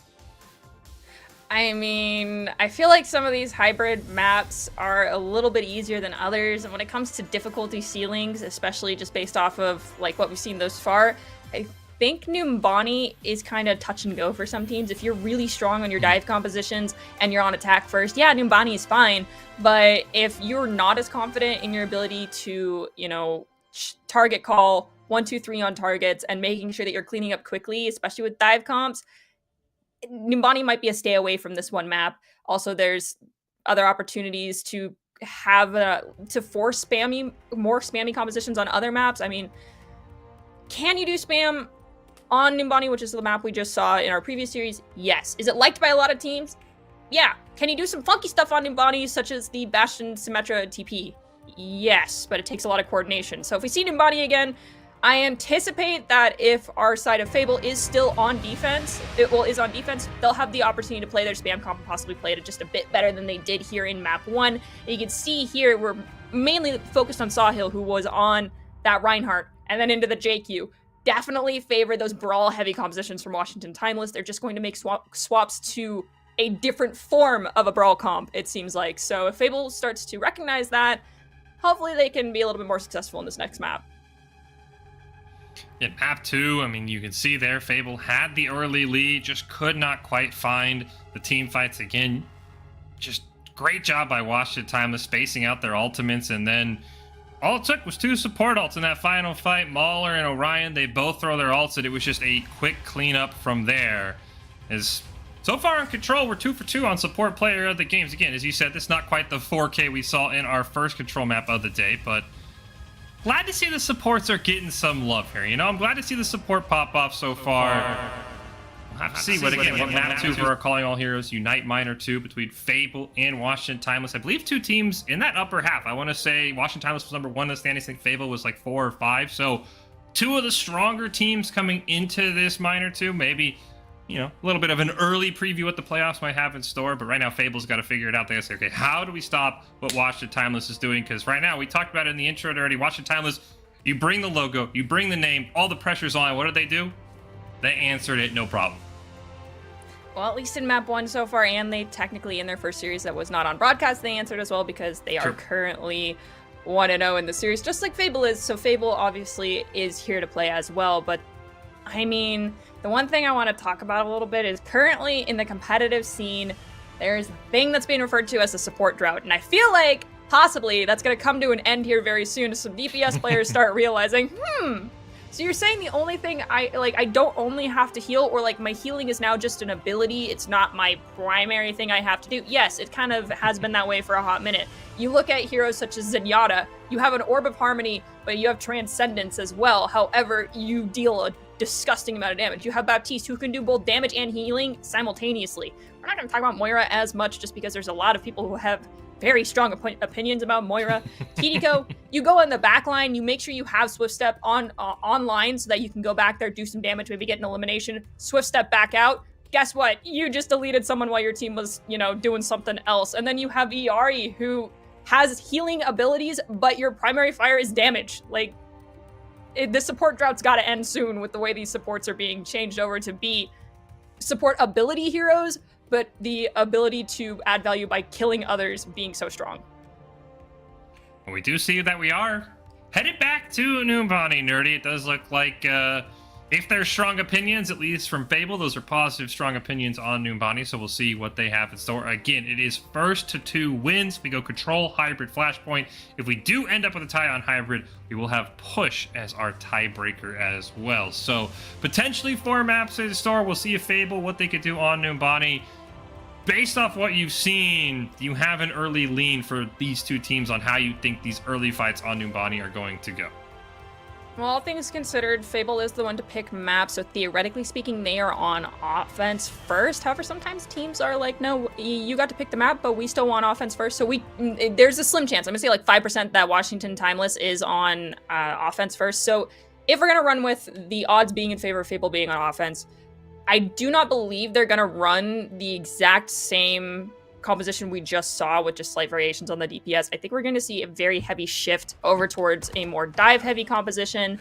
And as I'm saying that, it looks like both teams are going to go with Sigma spam comps instead. So this is playing for the long fight, playing for the angles, and swinging on those 1-2-3s when your Sigma has shield up and ready to go. We will have to see. Unless we're getting baited. We might be getting baited. Never underestimate the player's ability to bait the casters. You get them all excited, and then you just say, oh, that's not what we were looking for. But so far, hold our breath. I think we are correct. It will be Washington Timeless attacking. Again, Fable trying to extend this series. Washington Timeless picking up the first win here. Trying to set up a strong defense so far, waiting to see where Washington want to attack from.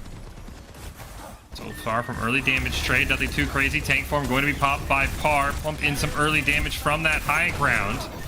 Get a kill onto that Torbjorn turret to at least soften up the pressure. Par really just eliminating everything that isn't a player, as they're able to take out that healing sentry as well from Panther. And it's Avery who actually picks up the first kill. Immortality Field going to be taken out. Par, though, will trade it back with a kill onto Amelia in that tank form, now running away. But without their Sigma, I think Washington Timeless are just trying to look for a pick and then run. Oh. McMahon able to get another, and that'll be an early reset for Washington Timeless. All right, I'm looking at the ER. Nope, no swaps yet for Washington Timeless. They're sticking. Oh, Snozzler able to pick off Amelia. Unfortunately, we were not privy to that showdown that was occurring. So Washington Timeless is already up one. Example of overstaying your welcome, but actually it was not. Snozzler decided to go into the deep and all the way to spawn to make sure they got that elimination. So it's pseudo 1v1, 4v4 for a little bit. Snozzler makes the return. Avery goes down. McMahon goes down as well. Looks like this fight is going to favor Washington Timeless. Yeah, without Amelia there, fortunately, Fable's defense just kind of fell apart. As you said, a great pick from Snozzler going deep into enemy territory. Sniper now doing the same thing. As that objective will capture, and we'll see how far they can go with the payload. Early ult online here for the Mauler if he wants to drop that Amp Matrix. Unfortunately, he is on cart duty, so really no ults available for Washington Timeless in this fight until this cart rounds the corner.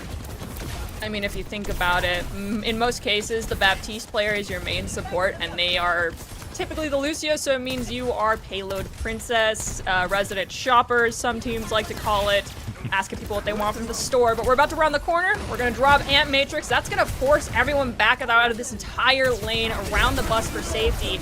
Response with their own Amp, and there is a Soldier Visor. However, in the lift, Soldier's going to get deleted. Double visor as well. Snozzler duplicated onto the Soldier. Now Snozzler trying to get a pick here. We do see the captive son going out from Z Panther. Fortunately, not able to result in much of a kill. We do see the artillery coming out as well here from Par. Gonna pick up a kill onto Jam. It's a massive pick, and Washington Timeless just kind of shoving forward. We have Sojourn trying to make it out alive. Ended up getting hit with rock, used the slide, manages to make it, but that's always risky. It's like, do I go in and just int to get myself reset with my team? Do I try to make it out and stagger myself if I don't fully make it out? Amelia, thankfully, got the better of the two options. If you're a Fable fan and manages to make it out alive, point has been locked. We now have nearly 5 minutes for Washington Timeless to close the gap between point 2 and the final checkpoint. And Orion still has that captive son, and as we've seen already, you've got to be aware if you are Fable. They do have that Gravitic Flux for Avery available. Tank form from Par, trying to put out as much damage as possible. Avery is going to use that Gravitic Flux, but a great Immortality Field from the Mauler will keep the whole team alive. And now they get a pick onto Avery from Sniper, and they're just going to slowly push forward. Orion going to pick up another one, and Fable now just being pushed further and further back into the spawn. The Gravitic Flux online for Sniper, but he might not even need it, as right now, unfortunately, Fable's just stuck in the base trying to look for a safe spot. We do see McMahon here trying to do anything to keep the team alive, but just nothing. They were stuck in spawn. That's all Washington Timeless needed. The first fight favored Fable very nicely. They did get the initial elimination onto the enemy Sigma, and then it was just cleanup. However, the next fight, don't know what changed, whether the target focus, priority, or ability usage from Washington Timeless just got a little bit more honed in. From there on out, it really seemed like they were the ones taking the reins of all of the fights and remaining in control. Perhaps we'll see Fable, as we go into their attack phase, change things up a little bit, or we're just going to see a mirror composition again, but the mirror matchup seems to be favoring Washington more than it is favoring Team Fable. And I don't think after that first fight around the bend, I don't think we really even saw a team fight, Nerdy. It was just pick here, a couple picks here, a couple picks here, everyone's in spawn, carts on the point, let's go next. I mean, it just felt like Fable was never able really to match Washington Timeless on equal footing. It was always 5v4, 4v2, 4v3. And as you've talked about several times so far today, it's about not overstaying your welcome. It's about not dying to try and get that pick, because that's why Fable just kind of got run down. And we can see that Fable, trying to rectify their mistakes, is going with a different composition. Instead, they're going with that Wrecking Ball dive comp. The Echo, I almost said Pharmacy, the Echo Mercy is going to be able to take angles, take attention, and then Wrecking Ball is going to be able to get in, get slams, but the question is Wrecking Ball going to get heavily punished from a Sigma Rock and then ending up getting deleted by Par in the Bastion turret form? We'll have to wait and see. This really comes down to target focus and making sure that you get in and get out promptly if you're playing Wrecking Ball. Avery dropping lower, lower, and lower. That health bar hanging on by a thread, and the Mauler will pick up the first kill. Not the start you were hoping for. If you're a Fable fan or a Fable player, your tank's already down. You don't have space that you can take. You don't have a great way to siege the high ground onto someone like Par, onto someone like Snozlar. You just have to basically wait for a reset. The one good thing, though, about Avery being on Wrecking Ball is Wrecking Ball gets back fast. It's kind of like Doomfist in the old days where your ball goes in and you're like, hey, I took XYZ cooldowns, now go in, and everyone's like, but you're dead. It's like, no, go in. I'll be back by the time you're a bid fight. It's all good. We're still waiting for that Fable engage. Avery is back, but already at 50%. Should be able to be healed up here, but right now all of the damage and all of the pressure being applied by Washington Timeless. Snozlar and Sniper going to combine for a pair of eliminations. Avery does get one back on to Par. Open up the high ground just a little bit for Fable, but the problem is they're running out of bodies that are alive as they all have to reset. Sniper did a very bold move and gave up high ground, dropped down to mid to fight Fable head on in this alleyway near the Mega Pack, probably recognizing, as you mentioned, that Avery got very low. They were sub 50% health by the time Sniper got into Fable's full frontline space, and then they were just able to start deleting people one by one. That just shows the confidence right now that Washington Timeless has, not only in each other, but in their ability to confirm these eliminations. They get Amelia very low.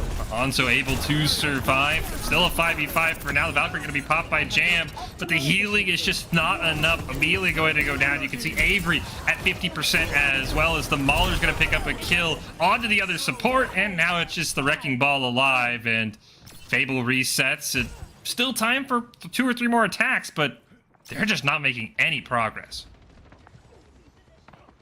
We do have Dragon's Echo copy. Nano, Jam did use Valkyrie during the last fight, so no Valk, but we also are very close to landmines coming out from Avery.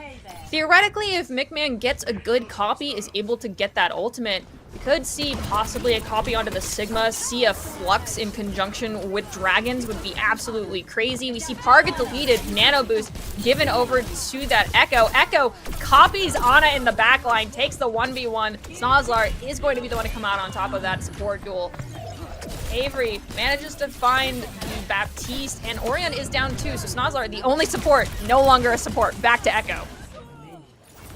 McMahon is going to be able to pick up the Echo as we go under a minute left. Minefield going to be dropped here by Avery, just trying to buy time for the team. They weren't quite able to get a single tick onto the payload. McMahon dropping to 12 HP, able to find that health pack. Tac buys are going to be used, and now Fable is kind of split. You have McMahon and Avery on one side of the point, the rest of the team on the other, closer to spawn.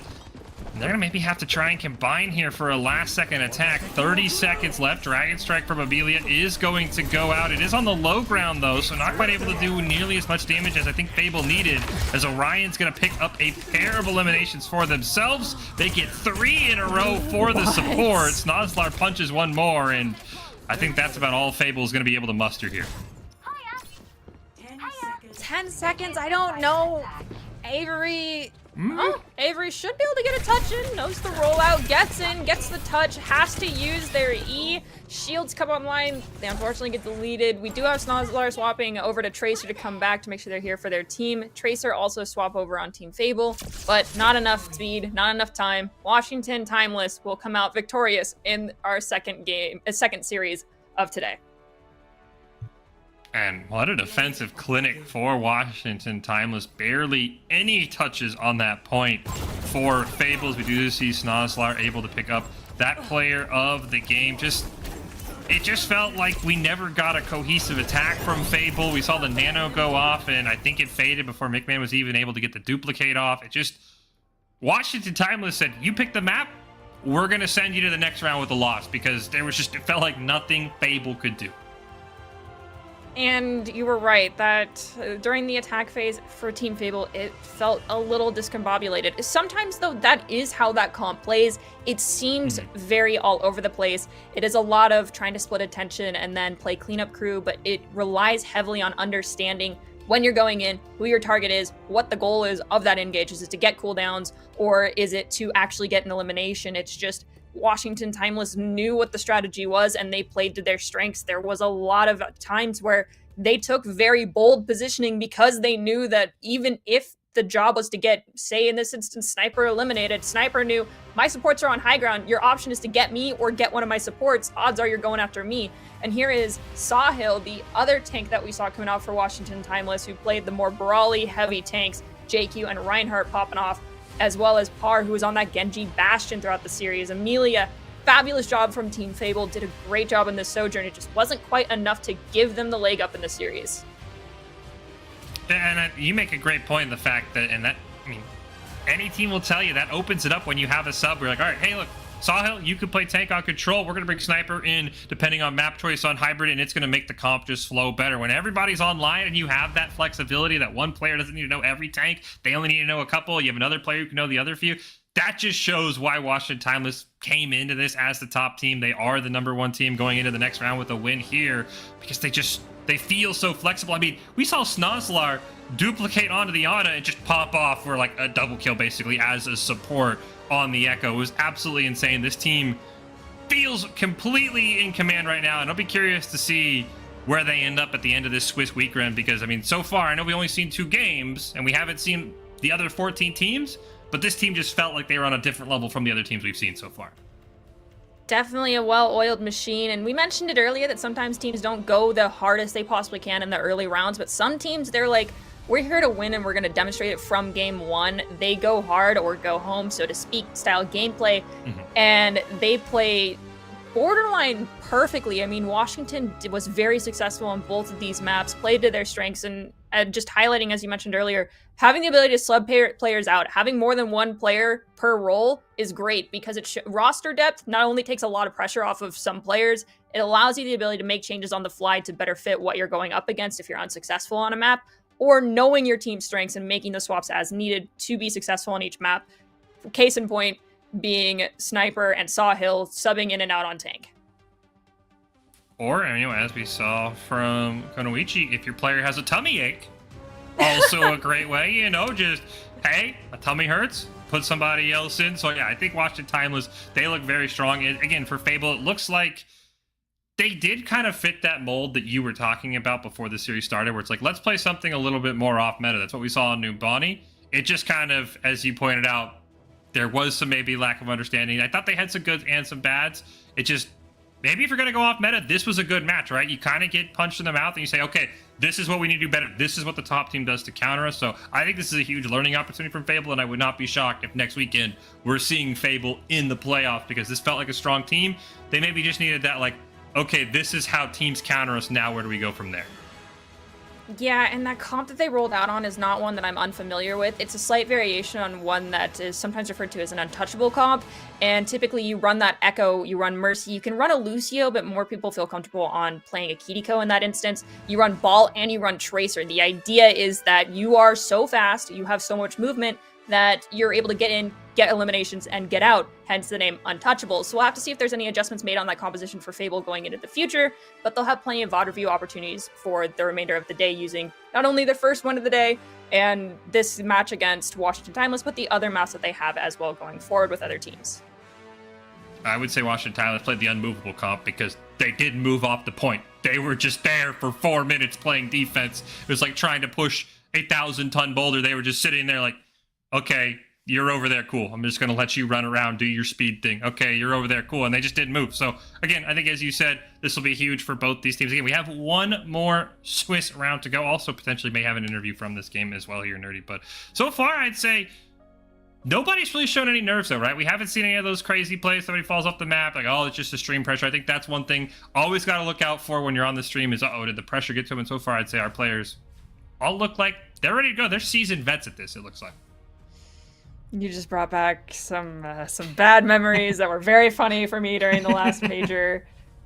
Ironically, on Numbani, And no hard feelings, but my teammate fell off the map, and we were not having a great day. But all of us, it was a great way to end the day because we just ended up laughing. It was great because we didn't have the depth roster advantage that these teams have. We had 2 subs in and people off rolling. So it was a rough start, rough day, and we had a teammate fall off the map. And it was both comical and heartwarming to know that, like, these players across all these teams, there are going to be mistakes made like that, and the ability to laugh it off is the most important thing, and just stay confident and keep playing to your strengths is hopefully what we'll continue to see for the remainder of this series and this broadcast.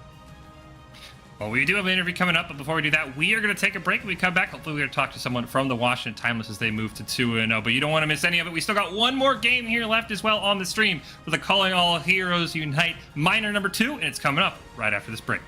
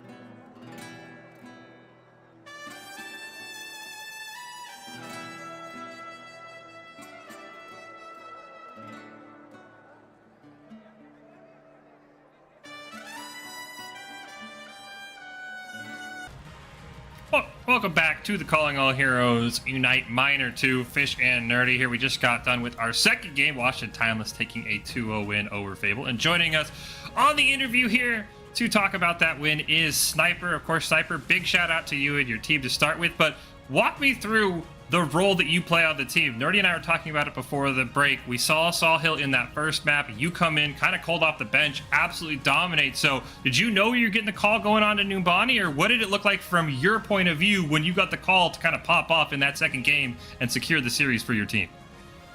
So me and Sawhill have 2 different roles. I mean, Sawhill is very extraordinarily good at Junker Queen, and I'm good at the Sigma, so we just decided, hey, we run this comp on Numbani, the Sigma comp, and I just roll out on Sigma on Numbani. Okay, so my question is a little bit more about your team as a whole. There is, the new hero, Viari, which we did not really see from your squad. Is there a reason for that? Are you guys waiting to take her out, or is it the fact that on your guys' fun fact sheet, everyone listed Mercy as their favorite hero? So with Yari, we play on Yari on some other maps. Unfortunately, we did not play on Oasis or Nimbani, or we actually played. I think we played a little bit on Nimbani at some point, but it's mainly other maps. But like we play Ayari in our poke comms, like the Sigma, but unfortunately not in our rush or anything like that. And before we let you go, Sniper, Nerdy and I were talking about it before the game started. You have the Washington name. You have the logo. You're the #1 seed right now. Is there any pressure on this team that we have to defend all the hype we're bringing, or is it just business as usual and you're going to get it done just like we saw in that last match with the quick 2-0? I mean, there is some pressure oriented with the Washington Timeless, but no, we're just here to do our jobs at the end of the day and trying to come out on top, per usual. 2-0 so far. Best of luck in your next round and the rest of this weekend. We hope we see you in the playoffs, Sniper. Thanks for joining us. Thank you, Fish. Goodbye. It's just no pressure, Nerdy. They're just like, no, we're going to win. Like, what kind of question is that, Fish? What do you mean? Oh, we got. They're so cool. They're so cool. I want to be that cool. I'm going to be honest. I want to be that cool. Okay, dump thousands of hours into Overwatch to be that cool and get really good at the game so that everything to you is just a normal Overwatch match. There's no pressure. You know you're going to come out on top because that takes a lot of preparation time, a lot of trust and faith in your teammates. And honestly, I feel like most of these teams we're going to talk to today, especially the ones that are victorious, are going to be staying there calm and cool and collected just because of how much prep time, how much confidence they have, not only in themselves, but in their team as a whole. It's just how it is. So you're telling me the book I bought on how to be cool that didn't mention Overwatch was a scam? Yeah, most definitely. Dang. Well, I'm going to work on that. While I work on that, though, we are going to take a quick break. We are having one more Swiss round left. We want to make sure all the teams are caught up, though. So we will take a break. When we come back, we will have round 3 of our Swiss games, the final round of the day here. We've got more tomorrow, so you don't want to miss it. But round 3 of our Swiss and our Calling All Heroes Unite Minor 2 coming up with Fish and Nerdy right after this break.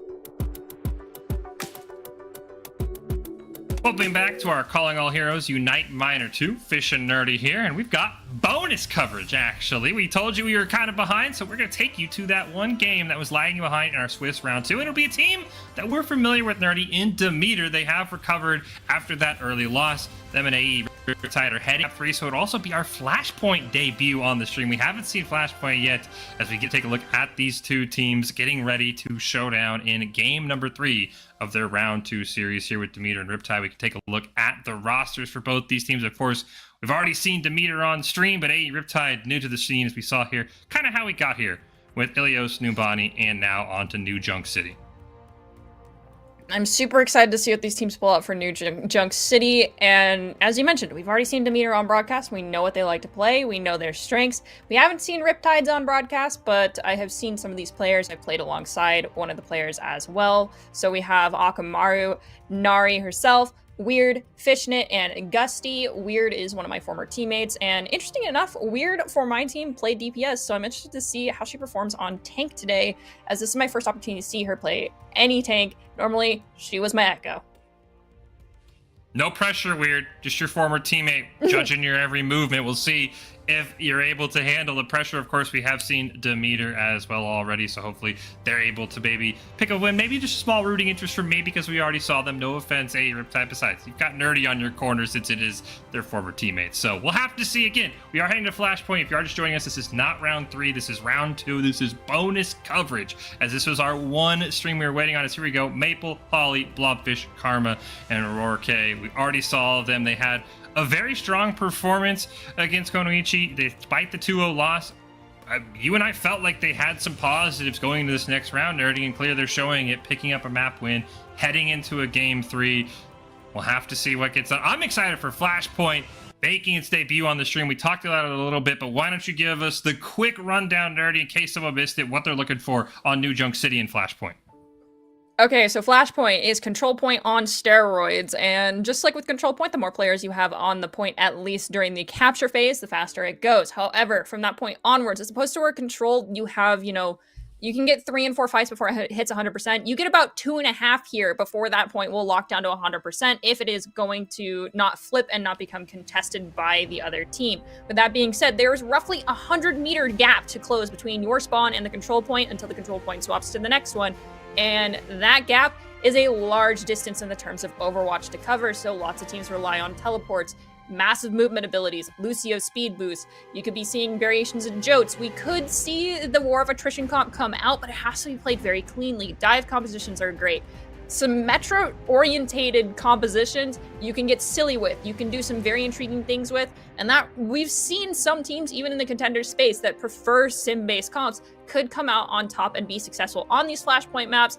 And there's only 2. There's Servasa and there is New Junk City, and the one that we are starting out on is New Junk City. Personally, out of the 2, I like New Junk. Servasa just has way too many accidental environmental spots that teams fall off of as opposed to getting eliminated off of. So hopefully we don't see that on New Junk City. There is about 1 point that does have it, and it's the one we're looking at right here, that back area. Some people don't realize you can fall off, and they ended up getting either javelined or booped off the point. Well, we'll have to see if everyone can keep their feet firmly planted on the ground, or at least not fall off the edge. Again, this is round 2 of our Swiss between AE Riptide and Demeter. They are heading into map 3, and we figured, hey, why not join them here for Flashpoint on our Calling All Heroes Unite Minor 2 stream. Of course, one of these teams will pick up a win, a much-needed win, with both of them, I believe, coming in at 0-1. So hoping to get that 1-1 mark, get that first win out of the way, heading into that next round. As we kick things off, and we'll see who strikes first here with the Flashpoints unlocking. Actually, looks like, never mind, we will have to do a quick restart. Here, want to make sure everything's right going into game 3, especially with everything on the line. You never want to have a small bug be the reason you start this Swiss bracket 0-2. Yeah, anyone who's had experience since the launch of Flashpoint running scrims knows that for some reason, Flashpoint, despite having... But if you use a code that you use for every other map, when you swap to Flashpoint, it does not have the correct tank health.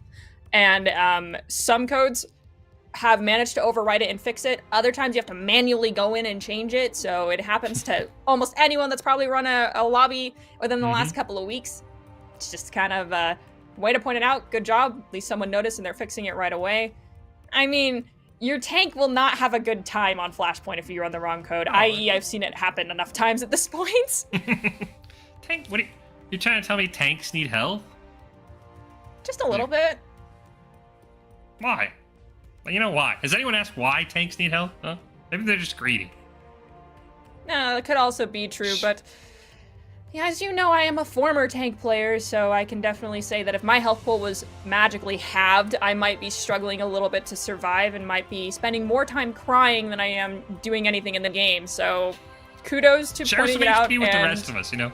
It's yeah, our spread HP, some not your love. HP. Yeah, it's not your HP, it's our HP as the team. But hopefully we've got that fixed.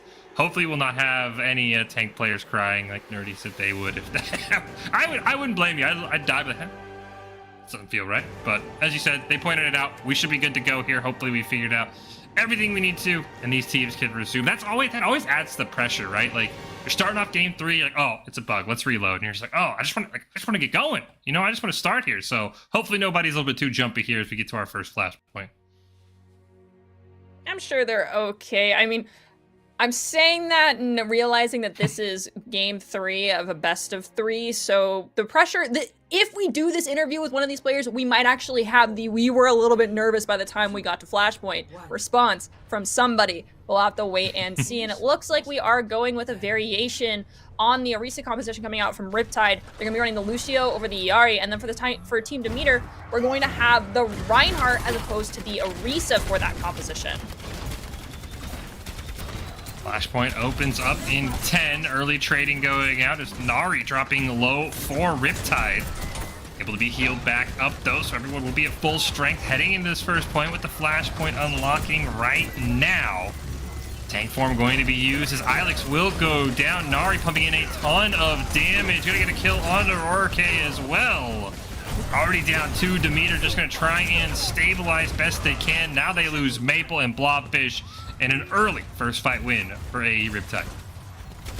Riptide has a slight advantage in the longer fights. However, that wasn't very long at all. Just pointing out that Akumaru choosing to go with the Mei over that Symmetra, it allows Akumaru to confidently swing angles with the lack of an Iari pylon or an Iari who can help you get healing from a distance, so to speak.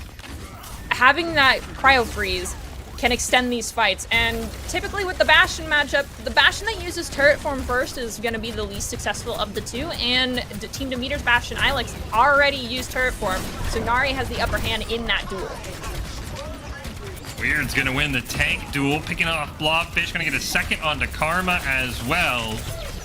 This looks like it potentially is first flashpoint over to AE Riptide. You need to pick up 3 in total to win as Ilex goes down, and as we get ready to head to flashpoint number 2, it's AE Riptide with a dominating 100-0 start and a spear to the face from Weird to Maple, just to kind of cap that one off.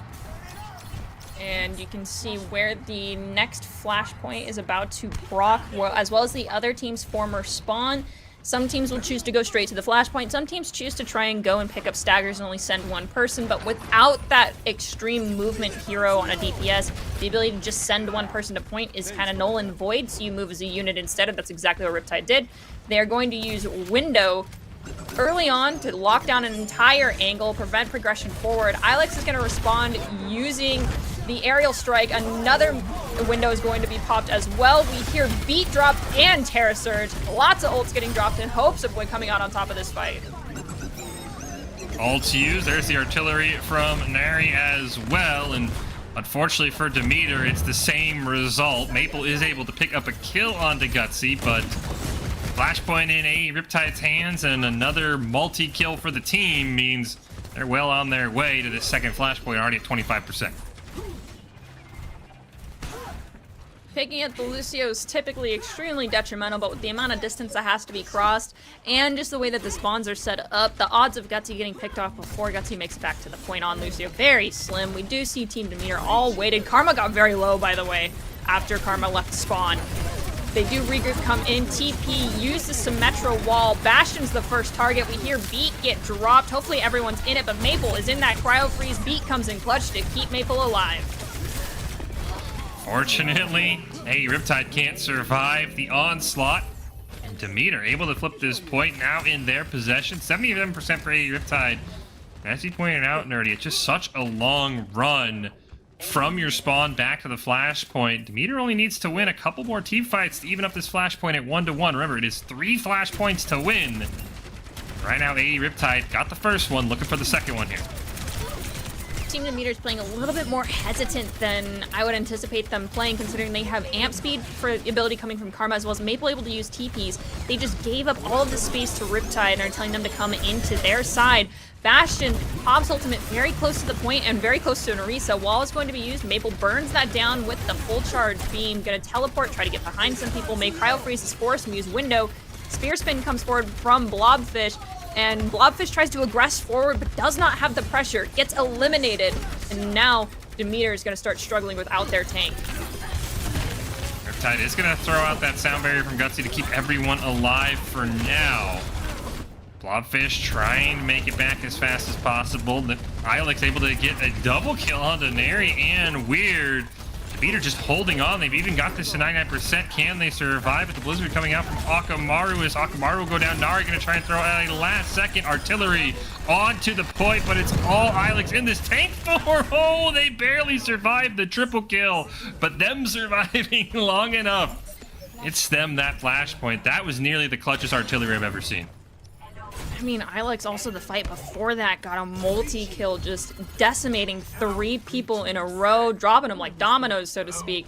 Now we're equalized as far as the overall map score goes. We could theoretically see all 5 flashpoints if this trend continues. It is first to 3, as you mentioned earlier. Teams now looking to get in. We have Riptide, first ones to get into point and lock it down, which typically is the mark of success, but Beat and Artillery Strike might send a different message. Here comes the stomp from Weird, able to pick up 1. Nari and Gutsy gonna follow it up. Ilex trying to be the hero that Demeter needs. Will go down after picking up a single kill, and a Riptide back in control on the back of Weird now, looking to maybe make this 30-40% before Demeter can get back.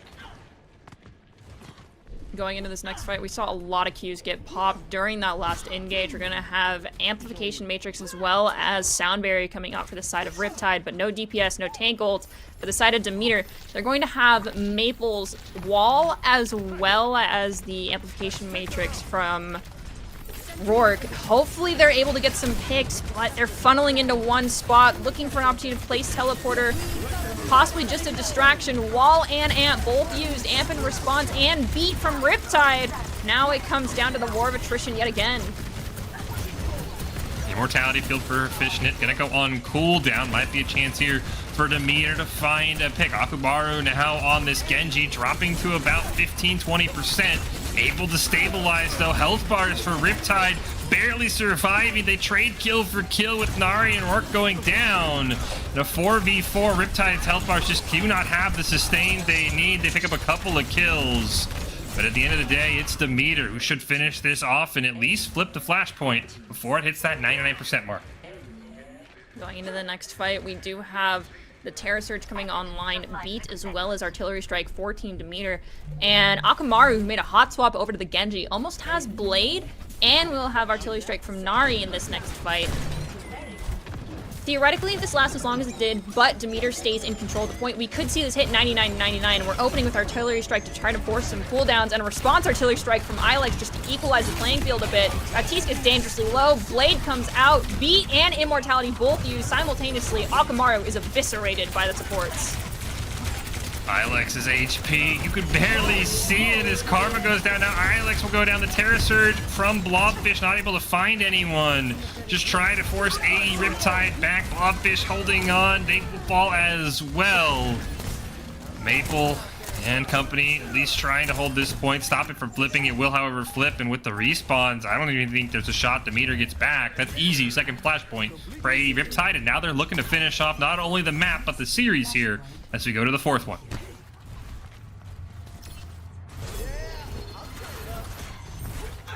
Rotating as a full unit, Akamaru still on this Genji. I'm interested to see if Akamaru, no offense, but Genji Blade's notorious for being an all or nothing, kind of like Deadeye in some instances. We do have V and Terra Surge coming in for Riptide. We're going to have a Window and Wall coming out from Team Demeter.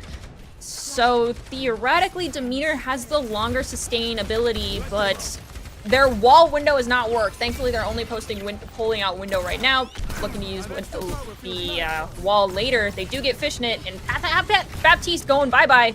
Not a good sign for Team Riptide. It looks like Riptide maybe chose to just kind of wait this one out. Nari going to go down as well. So 2 picks means this point, at least at the start, is all Demeters.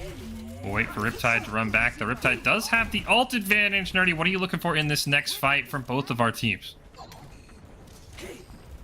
I mentioned it earlier that I kind of want to see a Captive Sun Terra Surge, but it'd also be really cool to see a Terra Surge artillery strike.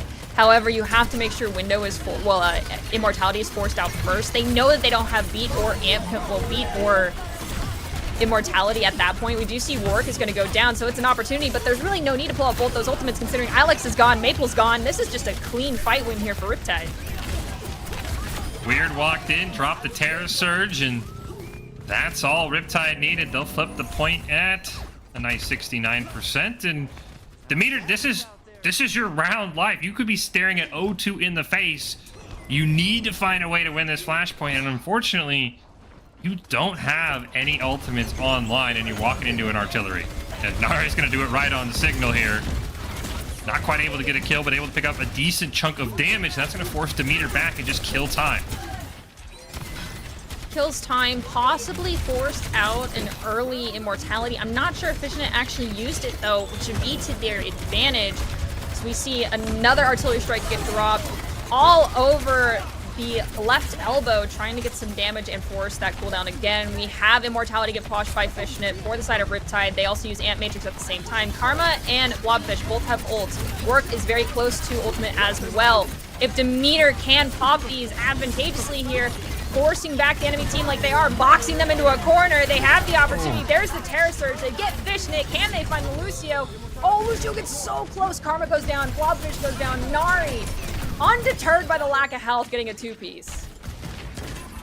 Demeter does flip it. I think Riptide's gonna have a chance to touch though, potentially.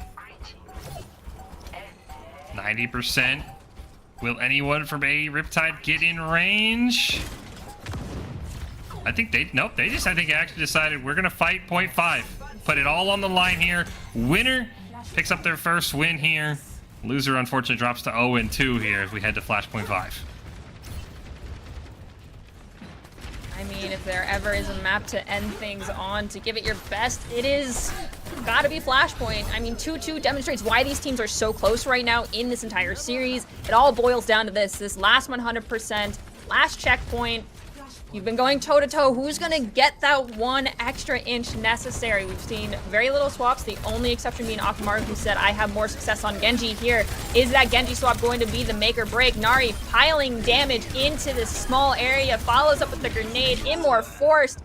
Nari finds Ilex, Akamaru goes down to Maple, accidentally going into the tiny room. Beat is used as well. Point is unlocked, but no one's going for it yet because they got to win the fight first. That fight is going to go to a Riptide, and they will start the 5th Flashpoint in control of it. Remember, winner of this Flashpoint not only wins the map, they win the round as well in this Swiss format. Demeter and AE Riptide sitting at 0-1 after round 1, so a win would be massive. 20% on the point. Artillery strike from Nari going to come out. Nari's had a couple of fantastic artilleries. This one, unfortunately, not going to find much but dust. We'll see what Demeter has in response. Photon Barrier is going to go down. Rourke has the window as Fishnet will drop their own amplification matrix. We are going to drop the Terra Surge, able to pick up a kill on Rourke as well as that Immortality field. And without Rourke, without the Immortality field, Demeter will simply fall over. And that is 66% now in favor of Team Riptide. At this rate, we are looking at what is final fight territory, not only for this map, this point, but for this series as well. Riptide could walk away victorious if Team Demeter cannot get these ultimates to work out in their favor. Ilex has got to use this artillery strike wisely and force that Immortality sooner rather than later. Instead, drops it on the Lucio and the Bastion. doesn't find much but a little bit of damage. Maple swaps over to Tracer to make the early touch. Might actually flip the point. It works, but now they have to clean this up, and they are using a Tracer as opposed to going with the Symmetra. Oh, speaking of kill ults, though, Blobfish able to pick up 2 with the Terra Surge. And at least for now, the Tracer swap works for Maple, able to touch the point, able to flip it even, but every fight you have to win, especially as you talked about, Nerdy, with how far of the run it is from the spawn, over 100 meters, there is really no chance to stagger. You have to find a way to win the next 2 or 3 fights. They do have the sound barrier online with Karma, so an early pick onto that Lucio would be huge for AE Riptides. They're going to hop on that point, going up higher and higher, already at 60%. Maple potentially looking for a flank. This would be a huge pick.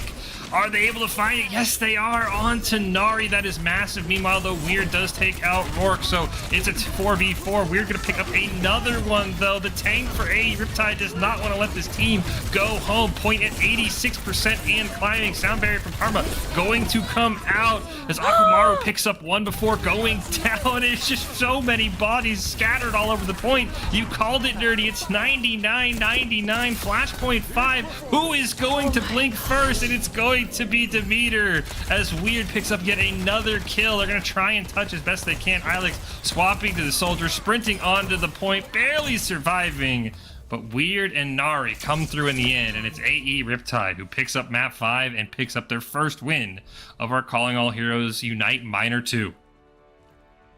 That was intense, and holy cow, Flashpoint is ridiculous. It has such long lulls, but such intense fights. We're gonna see Weird coming in with the play of the game. Terra Surge picks up 1. They quickly follow up with helping take out Maple. They get the solo onto Ilex. Gutsy also got some damage in there as well. Most likely a little bit of help from the Orisa in that instance too. Nonetheless, play of the game goes to a tank finally, as opposed to a support player like we've seen the majority of today.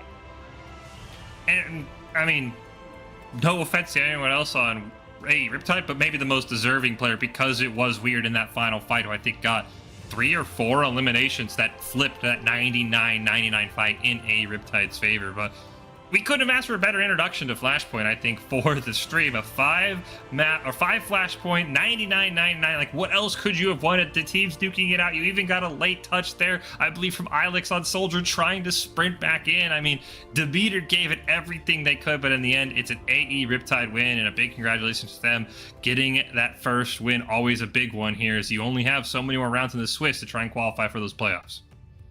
Also, can we talk about like Maple making that swap over to Tracer? And I think that swap really helped them on that last point, get a few eliminations, take attention. Like, Maple popped off on the Tracer. It's just sometimes you make the call to swap a little bit too late, and that's detrimental. Just having confidence in the, I don't think I'm finding as much value as I normally can get. I need to play something else. Recognizing that sooner and having the confidence to say, no, I need to swap is really huge. And hopefully we see that learning curve surmounted by these teams earlier on, going into the next game that we have, our last game of the day, as well as into next weekend, as we have different casters tomorrow, but you and I can still at least observe as we're looking at some of the pop-off moments. Ilex on this Bastion, like I said, gets a 2-piece, got a 3-piece, but Nari aerial strike picked up 2. The Bastions were huge playmakers on this map for sure. Yeah, I was about to say, I think maybe my favorite part of this whole map was the Ilex versus Nari battle. Just of, you know, who's going to win. I think both of them popped off, as you said. I couldn't have asked for a better map for Flashpoint to make its debut, a better series, really, for it to make its debut. Hopefully we get to see a little bit more demonstrating how equal in skill and prowess these players are as our series continue and as our entire tournament continues. But for now, only one team can be victorious. And honestly, if you're going to lose, losing on the third map is better than losing after the second map. I mean, that's my opinion, but it shows that you really fought hard for your opportunity to get this win, but so did the other team, and that is just they had one little piece of the puzzle that you didn't have, or there was one mistake that they didn't make that you made that ended up putting them on top. But nonetheless, both teams fought insanely hard, and this was a fabulous opportunity to see what both teams were able to bring to the table. I'm totally with you. I think no one likes to lose, but the best loss is last map, last point, 99-99, as you can see on the screen right now. It shows that you put everything on the table. If you are Demeter, you as you said, maybe it was Maple swapping to that Tracer a little bit earlier. Small little things, but you gave it your all. And again, I think there's still plenty of time to meter. Looks like a team that, again, as we talked about, maybe the 0-2 start, you could have faced other teams that are 0-2. You kind of work your way up, kind of rise again as a Phoenix, and maybe Demeter makes this historic run into our final game and in our tomorrow Swiss games, and we see them once again. But what a fantastic bonus coverage we got there. That wasn't even our last game of the day. We still have one more left here in our Calling All Heroes Unite Minor 2. It is round 3 of the Swiss. Well, you know who we're seeing and what that game's going to be right after this break.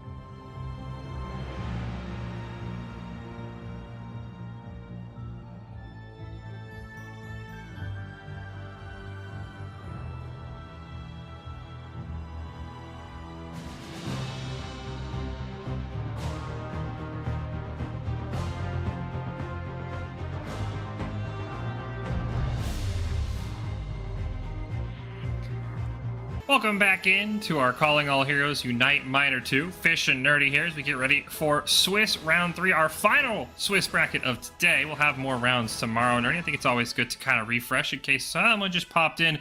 Kind of what's going on here with our Calling All Heroes. And, of course, I've been blessed by someone whose fingerprints are all over this. I can't count the number of times off-screen Nerdy's been like, hey, I played with that person. Hey, that's my former teammate. Hey, I know that person. Hey, they play with me against me in comp, and they've either destroyed me or I've destroyed them. So why don't you tell us, Nerdy, a little bit about what is going on here with our Calling All Heroes Unite Minor 2? Okay, so this is a marginalized gender / underrepresented gender a tournament meant to bring in players to give them an opportunity to pop off, show off, and shine.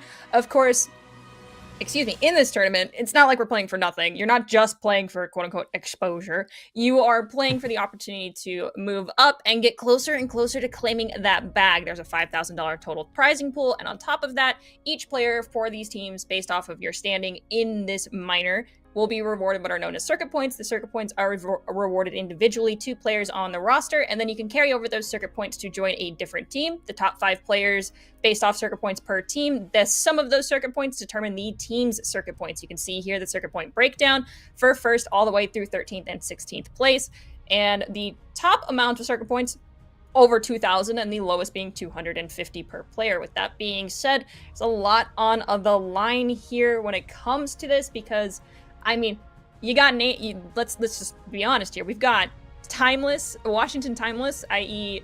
the Washington Justice Squad pulling up with some Timeless. They have some players coming in from players that were on the NYXL Academy team as well during the last major. This is your opportunity to get spotted, to be put on these teams. And honestly, we've seen a lot of not only great players, but we've seen a lot of adaptation happening from these players. So it's a learning opportunity. It's an opportunity for exposure, but it's also an opportunity to have fun, maybe make some money along the way. Unfortunately, I wish we could be paid in exposure, but we can't. So the cash always kind of helps bridge that gap. But we're 2 rounds in. Let's take a look at our standings. I know the team that you mentioned, Nerdy, the Washington Timeless, up there, kind of just sitting above everybody else. We saw them earlier on our stream, and they looked absolutely insane. We have 5 undefeated teams left, and that'll go down just a little bit because it is a Swiss bracket. So the 2-0 teams will play the 2-0 teams, obviously, as possible. There is an odd number, so we'll see how many survive. And we've got number 2 and number 3, so we should have a good game on our hands. It's going to be Strix Blood taking on Valiant Guardians for this last game. So kind of a nice little ending to it, Nerdy. We get to see second and third place, the 2 teams who are right on Washington Timeless's heels, kind of battling it out to go into tomorrow at 3-0. This should be hopefully a drag out brawl between these 2 teams. Hopefully maybe we go 4 maps, right? It is technically a best of 3. We are going to go control, hybrid, flashpoint, but as you're saying, Fish, didn't you say 4 maps? Push is the tiebreaker, because you can tie on hybrid. So I'm rooting for a 4-map series. That's all I'm going to say. It's first team to win 2 maps wins. So I'm just saying I'm hoping for 4 maps. That's all I'm going to say. I understand. It's just, if we go all the way to the 4 maps, I'm sorry to these players. I mean, yes, as casters, this is what we hope for. We want the last games of the day to always be the longest and the most fun. I'm being selfish. The caveat of that is that this is the last game of the day, and these players have been playing for a few hours at this point. Yeah. So best of luck to your mentals, your mental stamina. Hopefully you stood up and stretched, had some water if you needed to, and you have like a pet at the house, like a dog or a cat that gave you some love, because when you hit that point, it becomes emotionally breaking sometimes to be there and be like, I have been gaming competitively for almost 6 hours now. I need to lay down. But, you know, these players, they come to play to win. So they hopefully have buckled up and we're ready, because this is what they signed up for. And if we get our wish, we're going to go all the way to push, which is a love or hate it style map for many players. I will say anybody but a Riptide and Demeter should throw a big shout out to them, because they bought you like 25-30 minutes having to play another map. So everybody else got that break. We'll have to see how it does here, as we do have our rosters ready for Valiant Guardians taking on Strix Blood here. We could take a look at that. Starting with the Valiant Guardians, we've got HK, X10, Moving Fish 7, Haley, and Amori here in that support role. And meanwhile, Nerdy, what do we got for Strix Blood? Well, for the Strix roster, we're going to show you their favorite heroes, of course, coming in on this next screen, but I will pull it up myself and let you know that they don't have as much depth to their roster as the other squad does, so hopefully everyone is feeling okay. But it's going to be Mari, Minnie, Saba, Scarlet, as well as AJMR. I apologize. I'm probably going to call you AJ just because there's a lot of syllables when you just have a name that is an abbreviation. So if I call you AJ, I apologize. They are one of the support players. We'll probably say their name quite a bit. Yeah, with the way the supports have been playing today, I would expect a lot of call-outs for Scarlet, for AJMR, because it really has been a support-dominated day today. We talked about it in the intro. Overwatch is sort of leaning towards, they're not really supports, they're like DPS, and like one of their abilities does some healing. As we see here, it is going to be Ilios to start us out, Hybrid, and then Flashpoint if necessary. So far, everybody's picking Numbani for Hybrid. We'll have to see if these teams want to go elsewhere, but starting on Ilios, we'll have to see. We do get a new control map at least, 30, and I'm excited. Like I said, so far, the supports have been dominating. I love to see the supports popping off. We'll have to see if that is the case. And also, we get the second and third best teams of the day. We've seen the first best team. We kind of know going into tomorrow, at least on the stream, what the best teams look like, and that's always a great thing here as we get ready to hop in. And quickly, Nerdy, hit us with your breakdown for what we'll be expecting here in game number 1. Okay, so Ilios, well, of course, you might anticipate seeing a Lucio decide to, I'm gonna age myself a little bit, be a little bit of a Reddit Lucio, and go for going on to Lighthouse and look to circumvent the front line of the enemy team and boot them into the well. Nowadays, people call it the TikTok Lucio gameplay. I don't. With that being said, that is one opportunity. You can run the composition I discussed earlier, which is that Untouchables, Wrecking Ball, Mercy, Echo, Kiriko, or Lucio Tracer composition. There is an opportunity to be running a Winston comp. You can also run the Orisa comps that we've been seeing here. It just relies heavily on understanding where you need to position first. Are you going to choose to lock down Cage, which is that room with the mini that you can see from our perspective here on the left side? Or we could see Dive.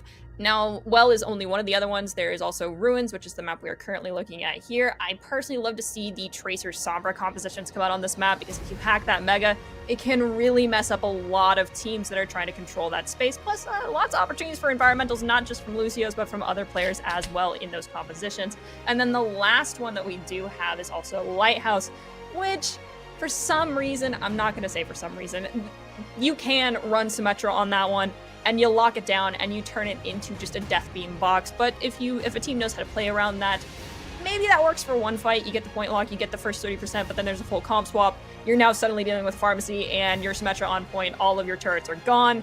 Other team manages to come back and win it, but you got the first 30%. You made them swap comps. Now you swap comps. If you see them make that comp swap, you're like, okay, we're going to dump all our ults this fight, and then we're going to transition to a different composition, and this is Lighthouse, like I was just discussing. Again, lots of opportunities for environmentals.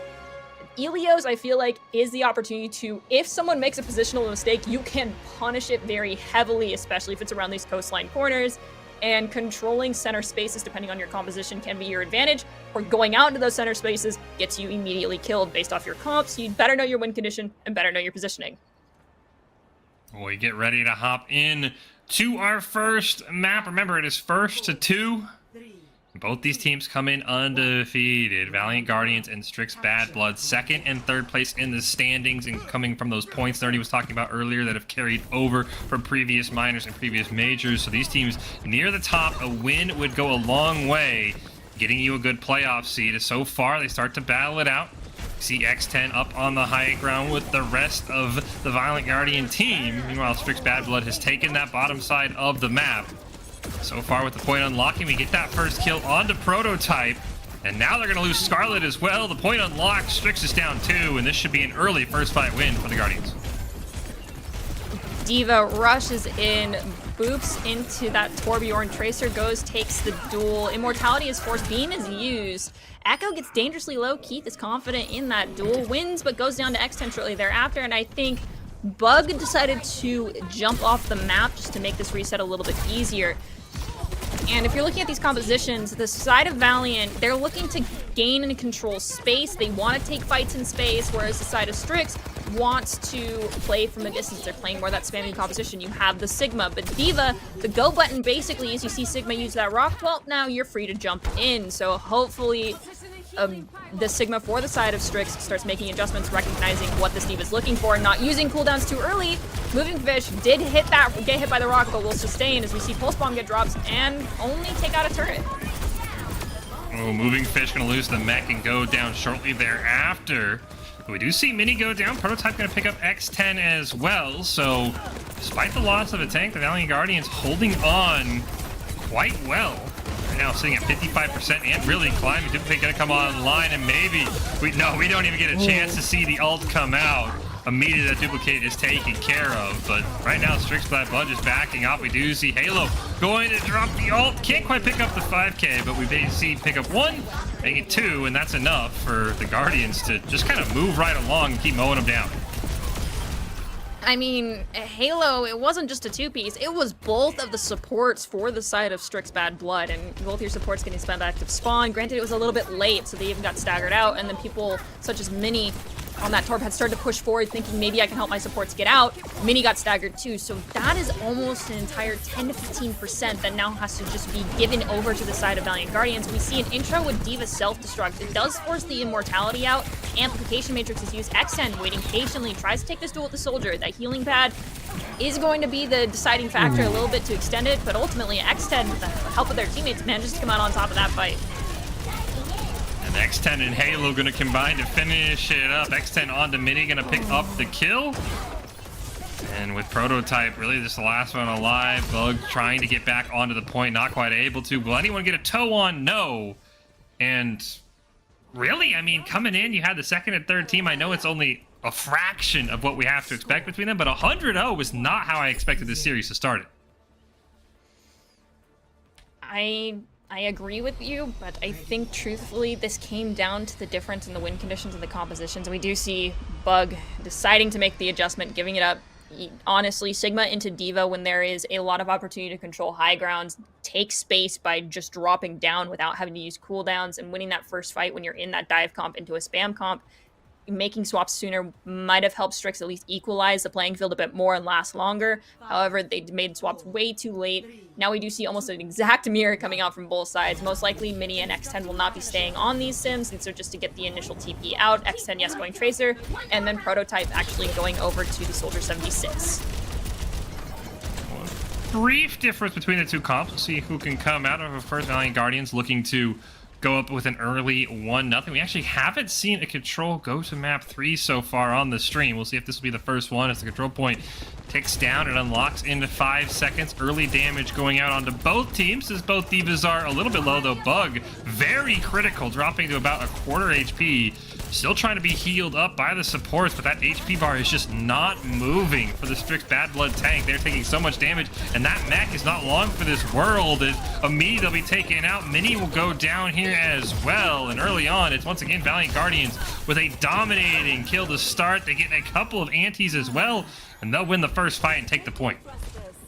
We do see Echo get dangerously low as well as anti, but just waits, bides their time, gets healed up after the anti, and we do see Keith unfortunately get staggered. It's the price you pay by being the Ana. You're playing long distance, so either you know you're first to die or last to die, so to speak, because people have to either close the gap to take care of you early on, or you're the one who was playing from the safe distance, and so therefore, if you don't get out early, you die last and force your team to wait a little bit longer. We are now at that essential tipping point. We're crossing into the 45% mark, where if this does not flip in favor of Strix Bad Blood, we will now enter last fight territory after this fight. And it looks like X10 is going to pick up a 2-piece, so most likely, yeah, we're about to enter the last fight territory for Bad Blood to try and claim this map. Fortunately, Bad Blood doesn't just end there.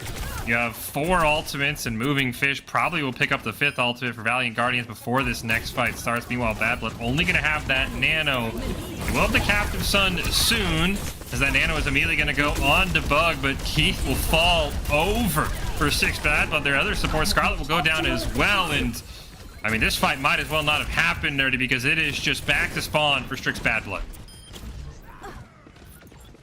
Well, the good thing about how quickly that fight ended does mean that they have a chance to make it back and get a touch on point. They may need to make an adjustment, though. Prototype being the last, unfortunately, to die means they won't swap over to the Tracer. They've got 10 seconds now to make it in. It's all riding on Scarlet to get an early touch, or for Scarlet to taxi in their tank. We do see Bug goes dangerously low, gets antied, and we also have Captive Sun get popped. It's going to land to the Mei, who uses their Cryo Freeze to cleanse it. Halo tries to use their movement to possibly get a boop ability. It will boop someone off the map. Unfortunately, Halo goes down. X10 does find Prototype. Looks like, though, no tank for the side of Strix Bad Blood could mean the end of this round for them. Moving Fish able to pick up one. Moving Fish makes it two. Do they have one more as they go for the touch? They don't even make it. And back-to-back 100 O's on control for Valiant Guardians. Really just a statement again. I mean, we came in, this is the second and third team. We're expecting a battle to the death, but I mean, this was just Valiant Guardians from minute one in Halo with an unshocking support play of the game here. And as you pointed out when this happened, Nerdy, on to both supports, absolutely massive. And, oh wait, apologies, it was a Soldier 76 and then a follow-up assist on the ARI, but nonetheless involved in taking out 3 players, 2 of them with the Captain's Son and 1 just an assist. But, I mean, we've had support play of the game and we've had tank play of the game. We're missing the DPS POTGs here, so hopefully one of the 4 DPS that we've seen will step it up a little bit just so we can round out the plays of the game going to each of the different subdivisions of hero types. But with that being said, Control, heavily dominated by Valiant Guardians. We're going to be moving into Hybrid. We've seen Numbani. Will we see something a little bit different? I even think our bonus coverage game, even though we didn't see it, I think it showed, they played Numbani as well. So I would expect Numbani, but maybe we get to change up. And if you were betting at home and you picked anything but Numbani, unfortunately, the house always wins. So it is Numbani.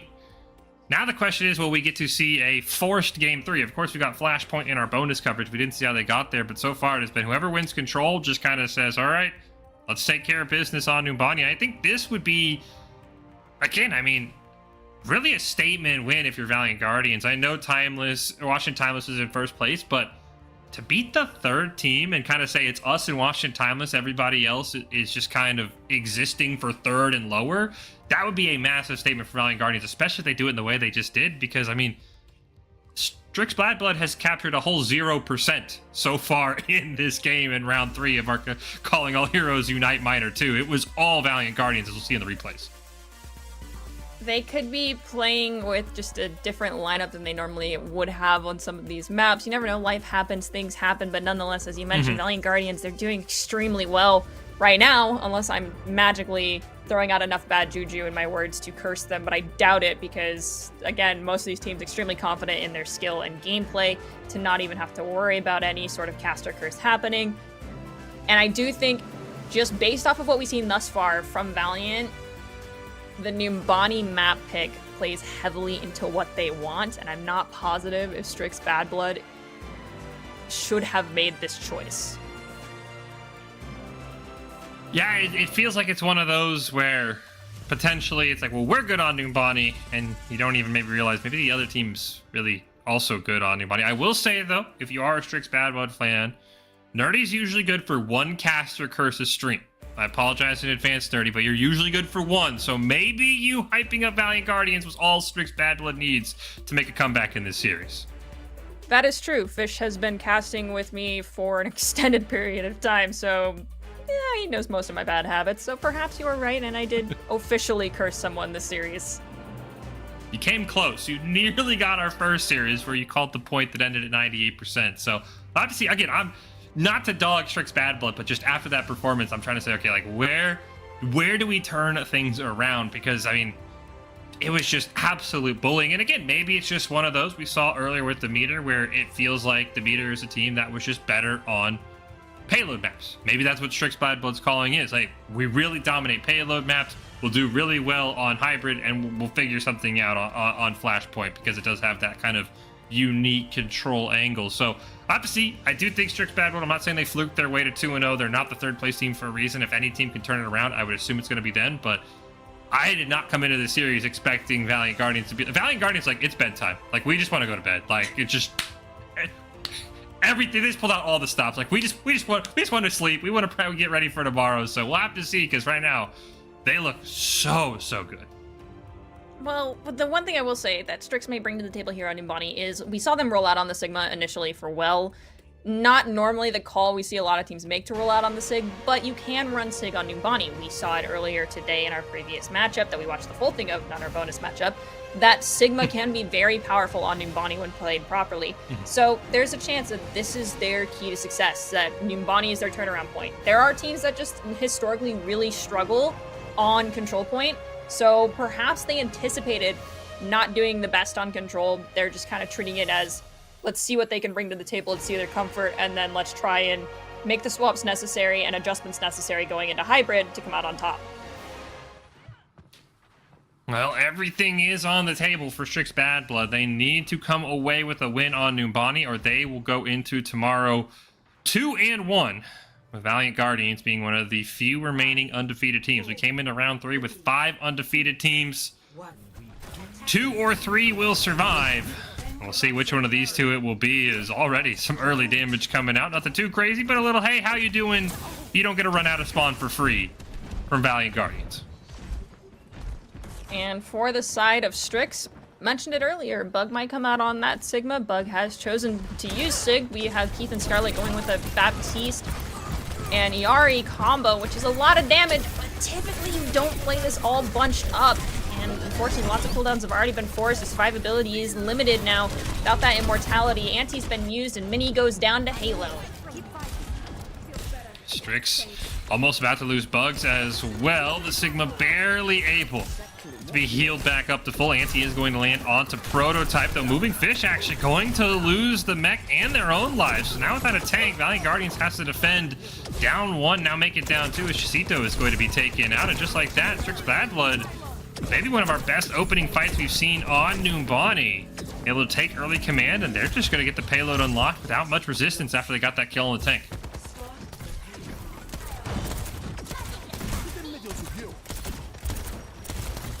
D.Va takes a little bit of pepper damage, doesn't get D-Mech, backs off safely.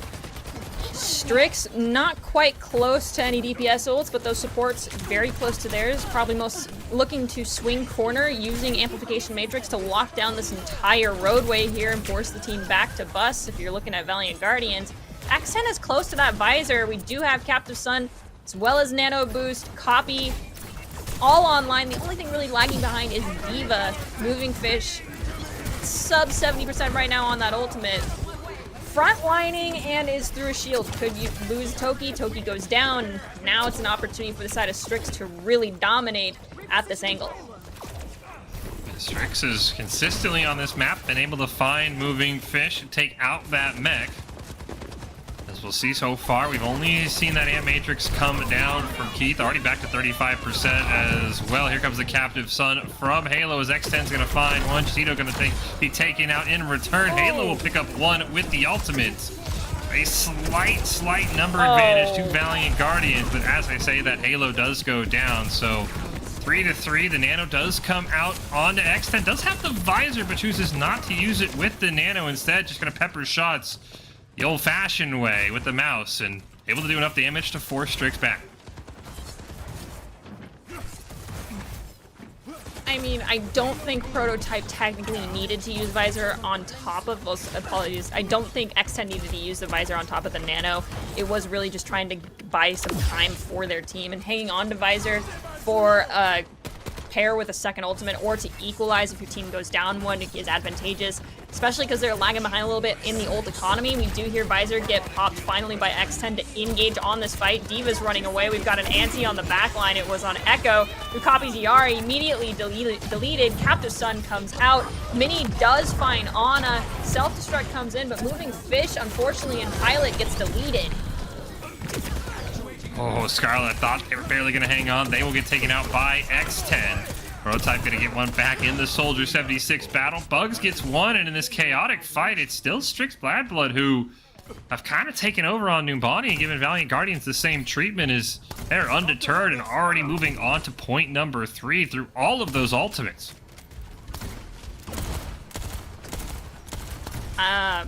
Really, I think I kind of called it earlier that Strix maybe just wasn't super confident on the control point, but knew that they just had to make it over to Hybrid, which is the second map type, to be more successful.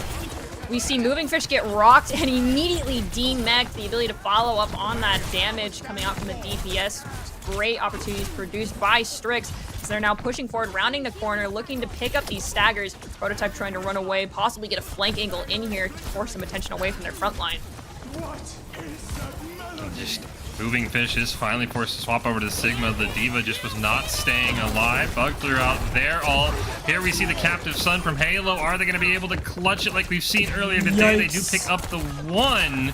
Moving fish finds the second. The Scarlet does answer right back. Strix down to just their support. So they finally will be stopped in their run of tyranny. Just a mere 2 meters from going all the way without any casualties or any real teamfight losses, I should say. But in the end, Valiant Guardians finds a way to stand tall at the last moment.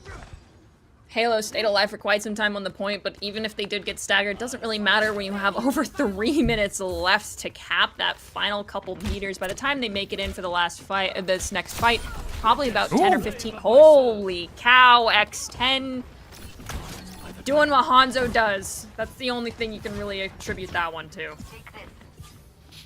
And as you were saying, there's still 2.5 minutes, or more than 2.5 minutes for Strix Bad Blood. So one pick doesn't set you back, but you do have to kind of start to figure out what your strategy is. You're in uncharted territory for Strix Bad Blood, at least on this map, because that was the first time they'd lost a team fight since minute 1. Early damage going out. There is the ult available for X10, and it is the Dragons will go flying through.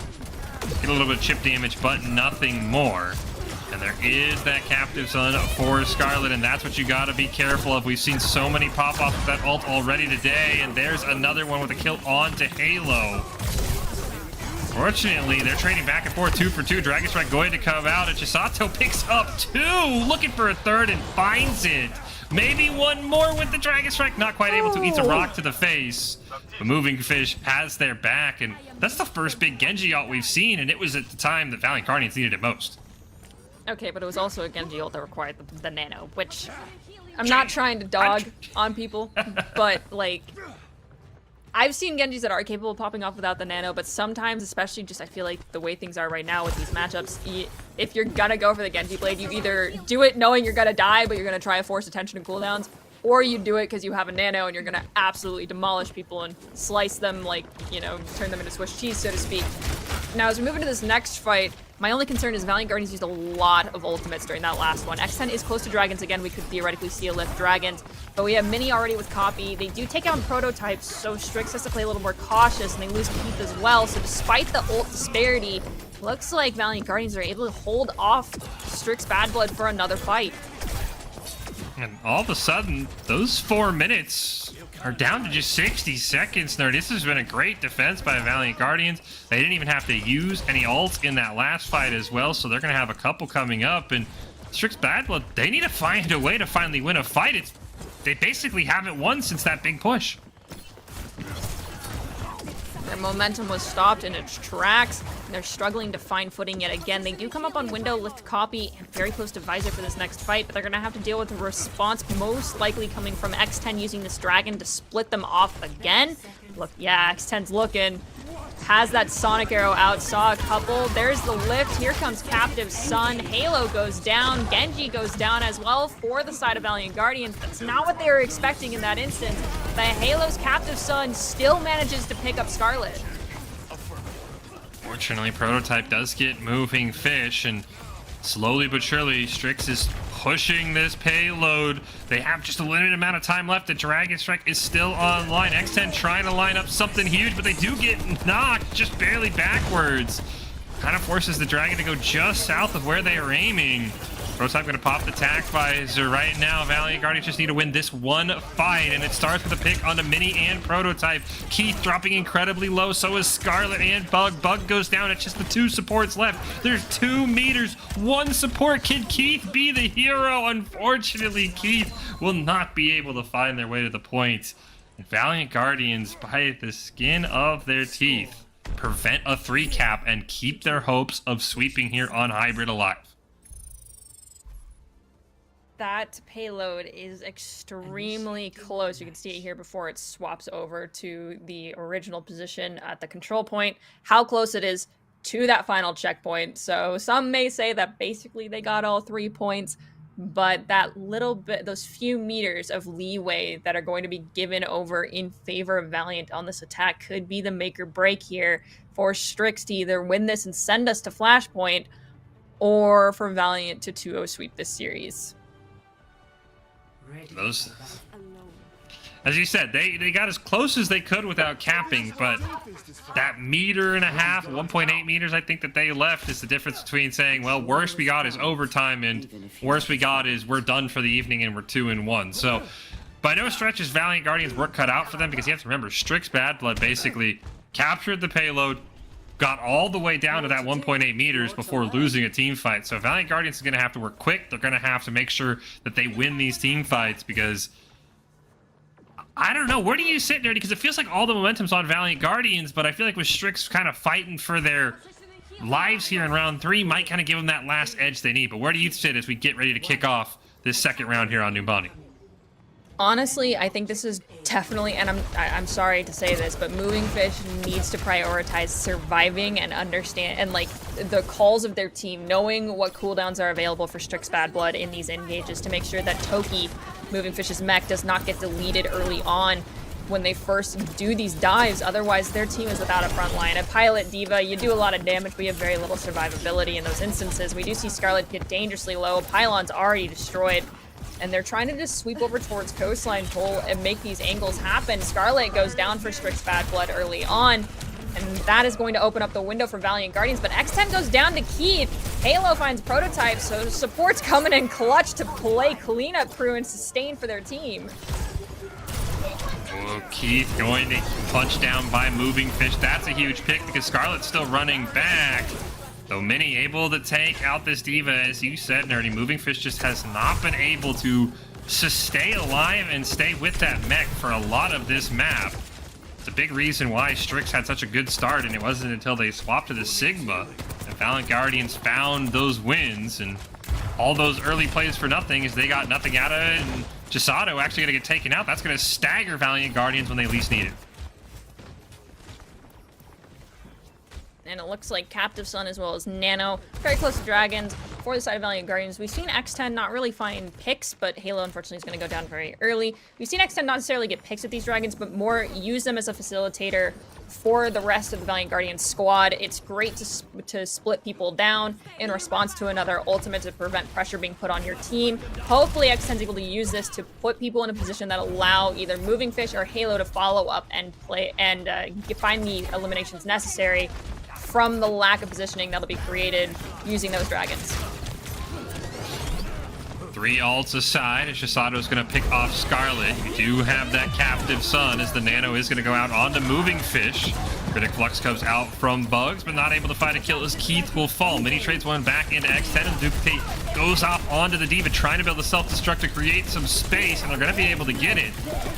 And there comes a self-destruct, followed by Moving Fish's self-destruct as well. And while they're D-mech, Bugs gets a fantastic melee kill that once again might kill all of the momentum the Valiant Guardians had pushing on to this point after that early support pick.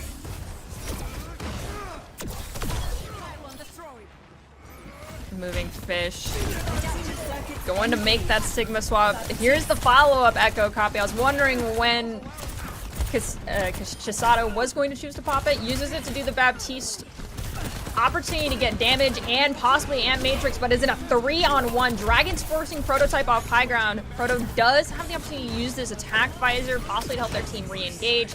However, that soldier visor from low ground, a little bit more difficult to utilize. We do see Mini go down and Bug go down. Moving Fish and Halo finding eliminations for their teams.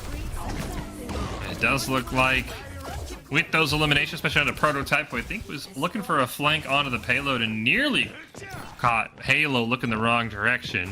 Valiant Guardians will be able to capture the point, go back to that 3-minute time period, not nearly as much as Strix had, but still enough to keep pushing, and Scarlet getting picked off doesn't really mean a whole lot, unfortunately, because the payload is so far behind the rest of the team. We do see Moving Fish choosing to stay in a very forward position as a Sigma. Okay, backing up. I thought they were going to go all the way up to that doorway, and I was like, okay, what's the plan here? But we do see that for the side of Valiant Guardians, they're going into this relying on support ults, predominantly that Nano and Captive Sun. Halo has been very, very domineering with this Captive Sun ultimate. It's online. They are notorious for picking up multiple kills with the Ciari. We'll see what happens. We do have the response one from Scarlet, which could be in conjunction with Bugs' Graphitic Flux, so I'll have to wait and see. There is that Nano nanoed Captive Sun coming out from Halo. They're going to be able to pick up Scarlet as well as X10 picking up a kill. Means that it's basically a free second point for Valiant Guardians. Only Keith left alive on the point, and they'll pick it up. So now it comes down to this dirty. Valiant Guardians going to have 3 minutes and 25 seconds to go 70.83 meters to move to 3-0. Can Strix Bad Blood form the same defense that Valiant Guardians did just moments ago? Well, Moving Fish is poking down Bug very heavily. X10 sweeps through the left side, picks up a two-piece. I mean, we saw Strix Bad Blood get to this point with 5 minutes on the clock. Valiant Guardian, they had a little over 3 minutes. The lift comes out. The lift does pick up 3 others, and now it is stagger game because this payload has not stopped pushing. There's been 1 to 2 people on it throughout this entire fight, and Strix unfortunately got super staggered because of that 2-piece followed up by the 3-piece that was spaced out perfectly. Good news for Strix, at least, is just now the payload has kind of entered that danger territory, so none of those deaths too costly. Still 2 minutes and 27 seconds on the clock for Valiant Guardian. But as you said, Dirty, Strix got here with 5 minutes and couldn't quite get the job done. Mini and Prototype already taking a ton of damage. Here comes this Captive Sun. It's been such a powerful ultimate all day, and it does not disappoint here as X10 goes down. Prototype able to pick up Halo. Moving Fish does answer back, but this looks like a team fight win for Strix. And they'll force Valiant Guardians back, but that was their big ultimate out of the way, and nothing else is close besides the visor. The Doomfist swap working out for Bug. I don't know how long Bug plans to stay on Doomfist. We do see walks in spawn, swaps over to Sigma. Understandable, used it to stall. It's one of the two you typically go with, is Sigma or Ball. Well, Doomfist or Ball. Makes sense. X10, another Dragons. We have a Dragon Blade online. We have Nano online. We have Captive Sun online. All in favor of Valiant Guardian. Strix Bad Blood coming in with almost nothing, relying on this visor at the perfect moment to help their team be successful in this fight and keep their opportunities for success alive. We have a massive anti onto the back lane, and 2 go down to the Dragon Blade. It is just Bug left standing on this point. Yeah, as you said, the cheaper blade, as it did require a nano, but absolutely took over, and Valiant Guardians with the 2-0 of Strix Bad Blood to move to 3-0 on our first day here. Of course, there's 2 more games tomorrow in the Swiss, but what a dominant performance. It kind of put the rest of the bracket on notice that, Valiant Guardians has to be considered one of the top teams up there with Washington Timeless with the way they dismantled Strix Bad Blood in this one. No arguments for me on that front. And just to clarify, I'm not dogging on the Nano Blade. I just think that if you know Nano Blade is a win condition, you need to adapt and be aware of that win condition and make adjustments. You need to have something in your pocket to make sure you can counter it. And unfortunately, that Nano Blade went unanswered, and so it was kind of a free for all for that nanoed Genji. Love to see it. If you're on the receiving end of it, it's kind of painful. Hopefully, we are able to see teams work around it rather than playing into the favor of the enemy team going forward. But with that being said, Valiant Guardians, they popped off. Nicely done. Yeah, I mean, you already guarantee you going tomorrow is one of 2 or 3 undefeated teams, and you just did it in such a dominant way. I mean, I had this pegged, as I said, a joke, a 4-map game, maybe even a 3-map at the minimum, but just absolute domination. Did come a little sketchy on New Bonnie. I definitely feel like, as we talked about, Strix, one of those teams maybe dominates on the hybrid, but the fact that Valiant Guardians, I don't even think the attack and these replays are all that impressive. I think what to me was impressive, Nerdy, was the 5-minute defense. What you can see there, 0.97 meters left between a 3 cap for Strix, and they did it for 5 minutes without blinking an eye. It's probably a player capable of saying, hey, it's not GG until we hit the end screen, because sometimes teams, you see them give up a little bit. There is no swap to try and get out there and touch the payload. There's no one even trying to touch the payload when it's that close. They're just like, it's over. I give up. Everyone kept going for Valiant Guardians. It paid off, especially, yeah, you can see it right there, 2.13 meters. Dangerously close to that finish line for the side of Strix Bad Blood. So Valiant, they didn't give up. They kept the positive mental attitudes going, most likely, and they were able to be very successful. Strix Bad Blood, though, they did also show up. They did a great job on attack.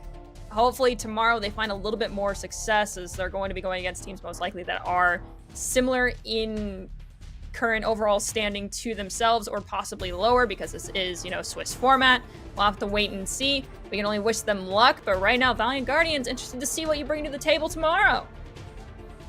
Yeah, it should be exciting depending on who else is undefeated. Maybe we get a round 4 Valiant Guardians versus Washington Timeless. Just based on the teams we've seen, I think those two kind of stand above the rest. It'd be very interesting to see how that one goes if they play tomorrow. Both those teams looking very strong. I think, as you said, though, Strix Bad Blood, if they're able to figure out maybe their control woes, again, 100 0'd back-to-back by Valiant Guardians, if they're able to figure out control, this is a very, very scary team heading into tomorrow, heading into the playoffs, already at 2-1, so sitting in a very good spot. So, again, it's been an absolutely fantastic day here in the Calling All Heroes Unite Minor 2 Dirty, and I cannot wait to see what goes for tomorrow, because remember, at the end of tomorrow, the top 8 teams come back next weekend for a chance at that $5,000 cash pool and some of those points we were talking about earlier that are maybe, as you even argued, more important than the cash prize. I mean, in the long run, yeah, the points are extremely important. I almost had a New Jersey accent for a moment. I'm not from New Jersey. But nonetheless, you mentioned it, there's 2 days for this intro period, so to speak. All of these teams still have to play tomorrow. They have to play to their strengths. Hopefully no one is so crestfallen based off of their performance today that they don't come back tomorrow. At the end of the day, it is still a massive learning opportunity for everyone involved. But I do believe we're going to be able to take a quick break here before we continue with an interview from one of the Valiant Guardian players, possibly. We'll have to see. As 30 said, we're going to take a quick break. We'll come back and kind of put a bow on day 1 of our Calling All Heroes Unite Minor 2, maybe with an interview from Valiant Guardians, our 2-0 winners here in round 3, right after this.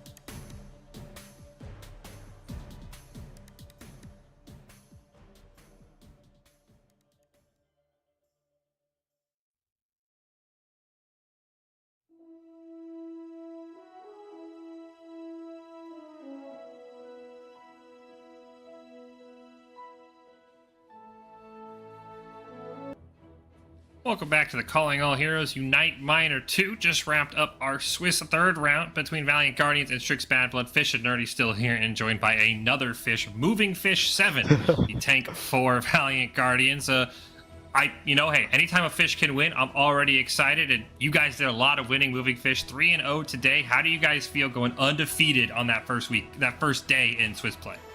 I mean, we came into here feeling pretty strong already, so we kind of, I'm not going to say expected, but we were feeling pretty good about ourselves, and yeah, I mean, we got the results we wanted, and it's always great seeing our fellow Fish as well. Let's go! All right, so you say you came in feeling pretty good, but are there any teams that you're kind of a little hesitant about the matchup or worried or feel like it's going to be a really tough game in comparison to what you've experienced so far? Like, are there any of those teams out there for you that kind of are your Goliath to your David? Oh yeah, for sure. One of them is like Timeless. I think they're really good and they play really well together. And it's always good scrimming them as well. It's always really close. So I think it'll definitely be a really good match once it comes up eventually.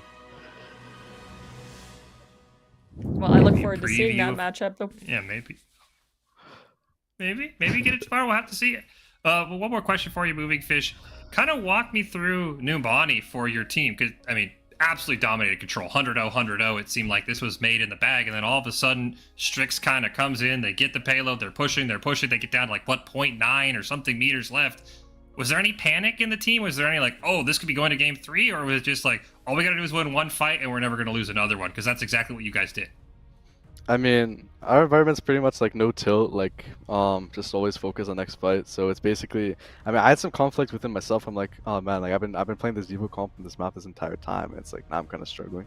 So then I switched to the Sig. It was a lot easier. And I was also like, man, we can't lose. I gotta do this for Valiant, you know?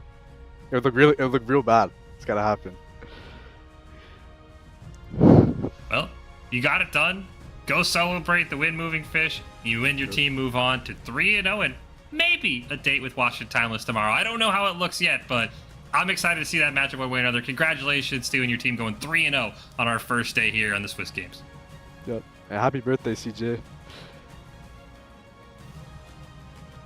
CJ, wherever you are, big shout out. I hope you're having a great birthday.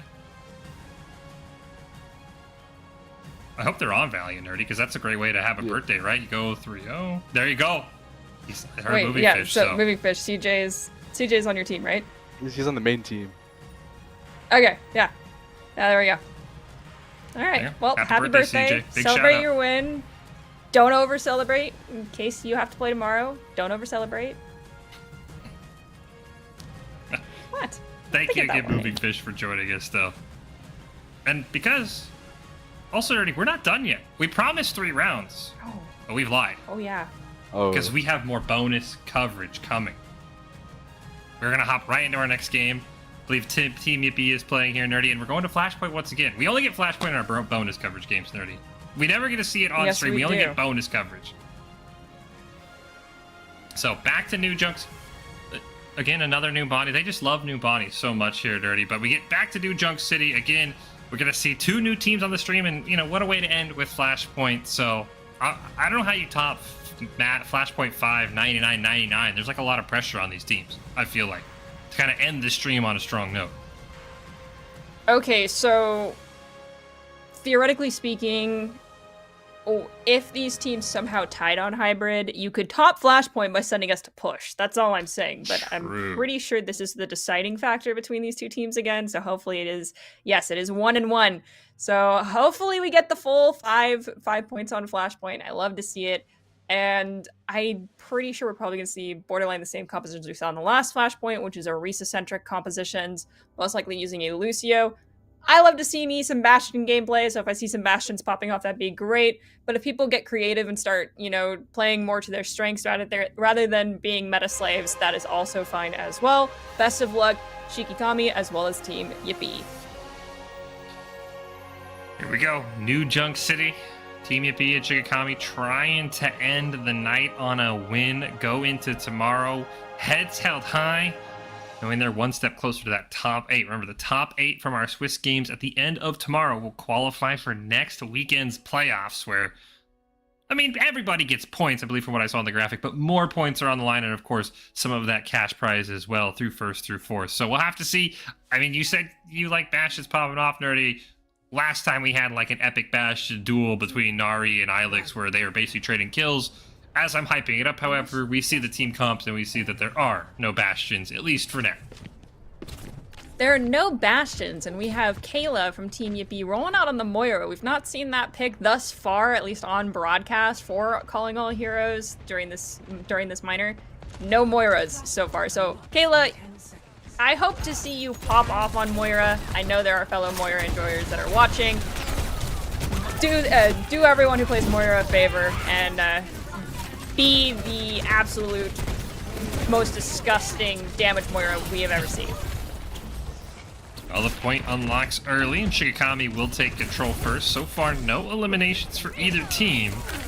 Really, no health bars low at all. As I say that, though, I jinx Megatron. They go down. Harley Quinn picking up a kill. Unlucky Main will fall, so supports down on each side. Kayla barely hanging on. And the Moira goes down, but it's a trade of supports. Both supports dead on each side, with Wi-Fi going down as well. Not a lot of healing going to be available, and it's so far Shigakami just building up this percentage, now up above 40%.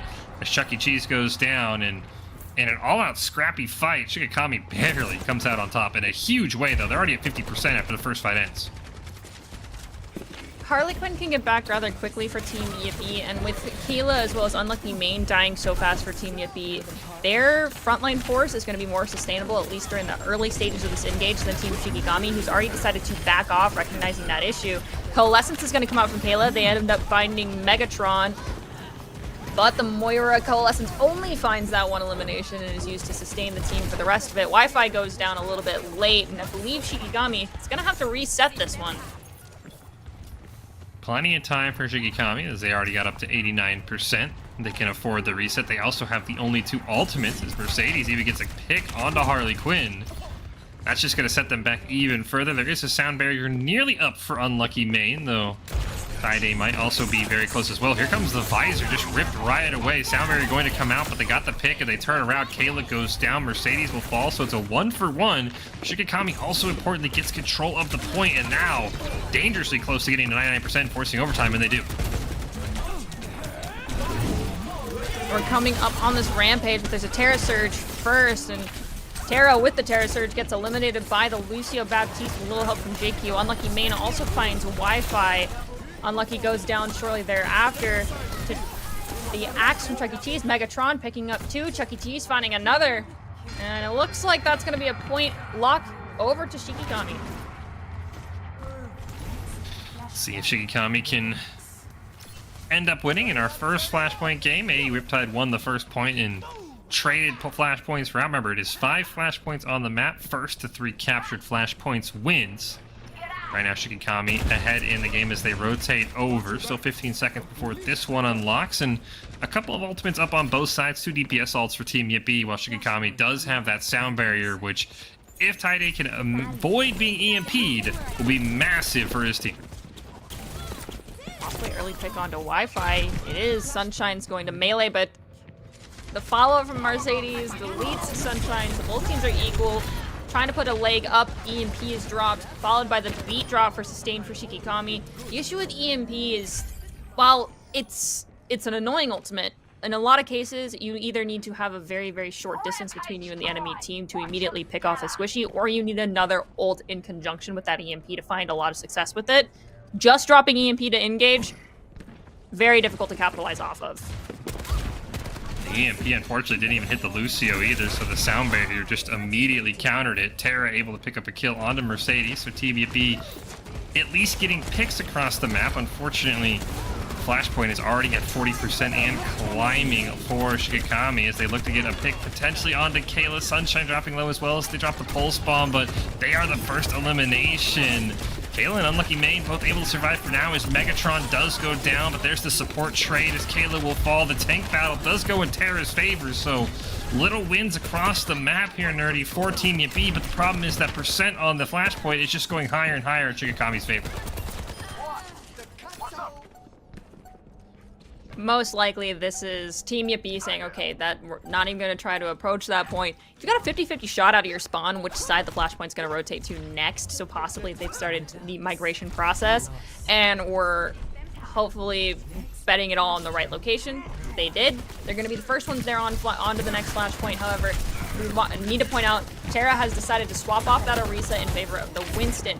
The Winston with the Tracer Sombra is the more common composition that we do see than the Orisa variation of it. I just feel like there wasn't enough follow-up damage for those flankers to A, be able to find value and live, because when they went in, they got deleted.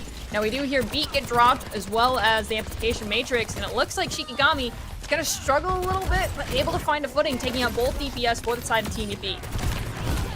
They're also going to bring down Terra. Unlucky Main will go down as well. Kayla just survives long enough to avoid the team kill, but not much longer than that. So once again, Shikigami finds themselves in a familiar spot, first onto the point, and well on their way already to maybe claiming this flashpoint at a 3-0 win.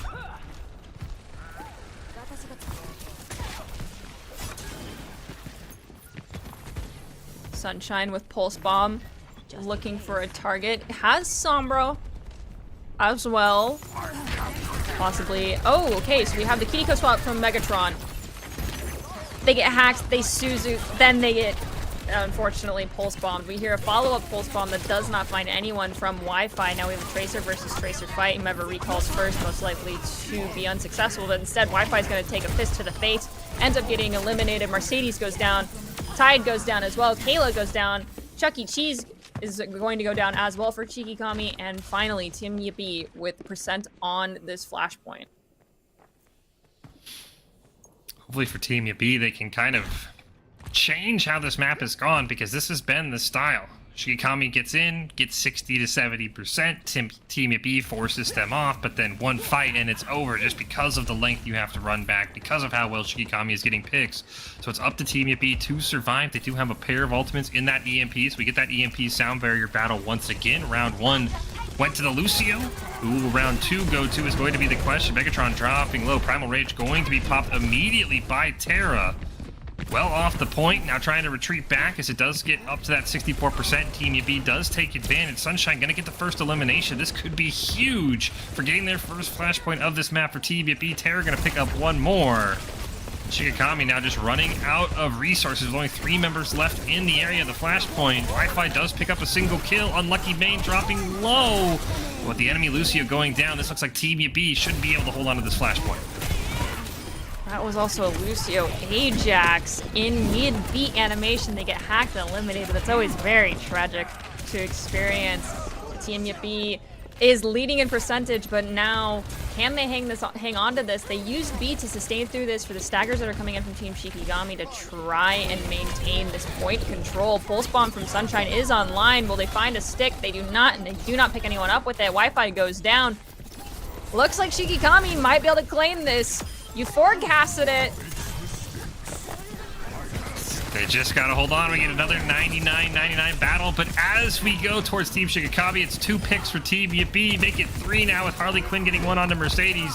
Unless Chuck E. Cheese or Wi-Fi has a massive play in their arsenal, it is going to be going to Flashpoint 4 as at 99-99, Team Yippee extends this round and extends Flashpoint.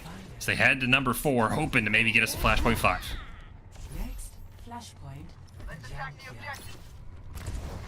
We're going to have that Soldier Visor plus Kitsune Rush combo for Team Shikigami online. It's a deadly combination for sure, but if not placed properly, the other team's just like, oh, imagine if I just walk away, and they can sustain through it with that mentality in mind. However, for Team Yippee, we have that Nano Boost, which is used early on a Winston that took a quick nap. It's now going to try and just eliminate Mercedes. Mercedes goes down, so there goes that initial combination I was discussing. Kitsune Rush is going to be coined to try and equalize. Kayla and Unlucky Main both go down for Team Yippee.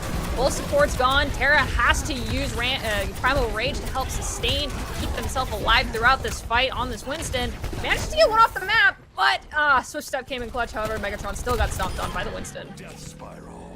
Mercedes does find a pick, coming all the way back from being the first eliminated in that fight, and Much like the last 3 flashpoints, the first early percentage go to Shikigami. We'll see if this time they're able to hold on. As Team UP slowly starts to make their way back, there's still that tac visor available as well as the pulse bomb. Unfortunately for Team UP, they're still a little bit away from both of their DPS ults and not really close on anything else. We'll see how quickly Unlucky Main can try and build that sound barrier with the enemy Lucio already at 90% and the flashpoint already nearing that 45% mark. We gotta keep in mind, however, last time Lucio from Shikigami tried to use their sound barrier, they were hacked and then instantaneously deleted.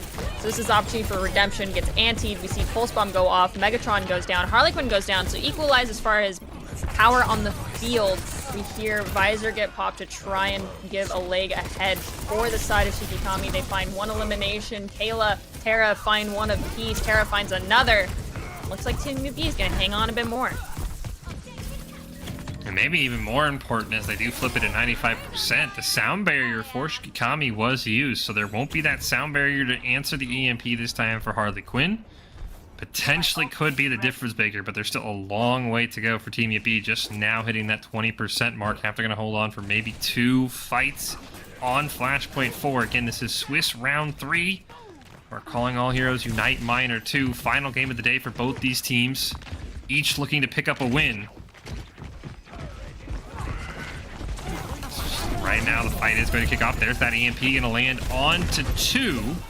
Though both members will survive, and it's actually Kayla and Unlucky Main who are dropping the lowest. Kayla's going to be taken out by the ult from Chuck E. Cheese. Chuck E. Cheese is going to add another kill, make it 3 for Chuck E. Cheese, and that could spell doom for Team UP.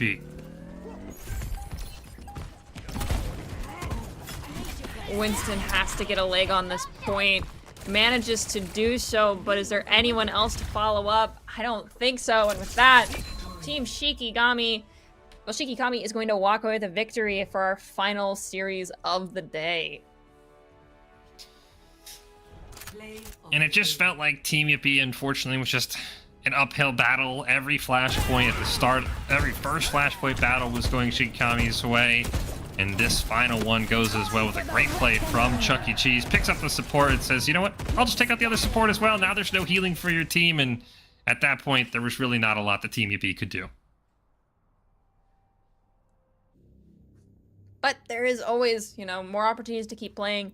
Most likely, they are going to still be playing tomorrow. The Swiss round is not over. Whether or not they make it to the next weekend, honestly, is up to them and their ability to outperform the teams they go against. But with that being said, congratulations nonetheless. Both the teams finished out today 1-1. It's nothing to scoff at considering the level of competition that we've been able to showcase thus far on broadcast. I think everyone did a fabulous job today, and I'm excited to see what they bring to the table tomorrow and the weekend after that.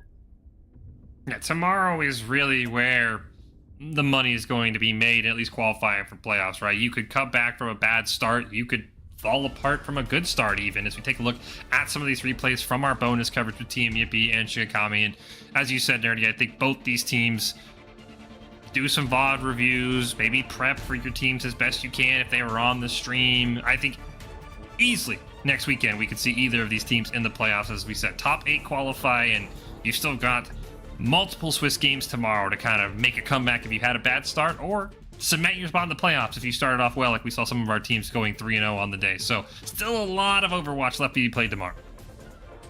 Most definitely. And also, as the day progressed, we got to see a lot of teams make swaps faster when they realized things weren't working for their team or were going directly up against a counter composition. And hopefully the trend continues. We see those counter swaps come into play faster earlier on, and teams play more and more to their own strengths and the weaknesses of the enemy comp to be more successful. These Flashpoint games have been very exciting. Hopefully tomorrow and next weekend we see Servasa over New Junk City, and maybe we don't see as much Numbani, but that of course is just a request, not a demand. And I think the other thing that some of the teams that especially some of the teams we've seen on stream, that they have the chance to do tonight, Nerdy, is it feels like some of these teams, you know, really, as we talked about, you know, unfortunately and not intended, punished by the fact that Escort left off the map pool. I feel like we've seen a couple teams who have taken losses who just feel like the better payload team. So how do we win on Control? How do we win on Flashpoint? Definitely got to be some of those things that teams go over here as well. And again, it looked like Team UP maybe was going to make a comeback, but at the end of the day, they fall just a little bit short. But as Dirty said, all of tomorrow still left. And I'm excited to see tomorrow how they're going to be. I'm excited to see who will be alive when we are broadcasting. Of course, we will not be here tomorrow, but we'll be back next weekend with the playoffs. And again, that's when the real, money is going to be there. And I think that's when we'll see the Spaster swaps, this 3-series game, maybe even the 4-series games. I'm holding out hope we get one 4-series game because we do have a tiebreaker in there in case somehow hybrid ties. But fortunately, we weren't lucky enough today. I'm holding out hope. I'm crossing my fingers. And while we're on the topic of who's going to make it into playoffs, because of course there's still tomorrow, we can take a quick look at the standings to see who is putting themselves closer and closer to that goal of reaching playoffs, and take a look at our top teams. As you can see, Valiant Guardians, I think it might be something to do with just partial map differential, point differential, but they are second place, the Valiant Guardians, which is interesting. Washington Timeless dropped down to the 4th place, having lost out on one map. Very interesting. And then Azathoth is a team that we've not really been able to look at, nor see, have moved up to that 3rd place spot. Interesting. Some things happened off stream. What a shame for us not to be able to catch all the action. I think the big one that stood out to me, of course, is Washington Timeless, the team that, we heard from Valiant Guardians Tank. That was the team that they wanted to see. That was the team that they were excited to play. They're now 2-1. They've kind of dropped off from that undefeated pool. So cannot wait to see what tomorrow has in store. Again, I believe the top 8 teams, so the teams on that left side, will qualify when tomorrow is said and done. So still quite a lot of games left to be played in our Calling All Heroes Unite Minor 2. Fortunately, Nerdy and I will not be here tomorrow. You'll have 2 fantastic casters, though. We'll be back next weekend for the playoffs. And Nerdy, your final thoughts on the first day of Swiss games here in the Calling All Heroes Unite Minor 2. Honestly, I think understanding swapping and making sure you're swapping when you're not getting value, even if supposedly you should be more successful than the enemy, if you're not finding that success, don't be afraid to make that swap. When we were talking to Moving Fish even mentioned, I've been on this diva for quite some time now. I need to swap. Finally got the swap in. Team started being more successful on that new body map. Additionally, for tanks, just listen to your supports. If your supports are crying and asking you to fall back, don't take that as okay, this is a fair fight. I'm going to go in 1v5 them out of line of sight of my supports. I understand that is the job of the tank, is to chronically LOS your supports, but make sure you're listening to your supports. And of course, supports keep popping off. Hopefully we see some more POTGs coming out from supports, and hopefully some love is given over to the DPS and the game decides to give them some plays of the games tomorrow as well. I think our DPS shut out today in plays of the game, but that will do it for us. Again, we have more Swiss games tomorrow. You're not going to want to miss that. Sneaky and Tiny Shiny will have all of your coverage. Make sure you come back tomorrow, same time as today, for the end of the Swiss bracket for the Calling All Heroes Unite Minor 2. Nerdy and myself will be back next weekend with the playoffs. You will not want to miss it. There's still a ton more coming, and we'll see you guys tomorrow.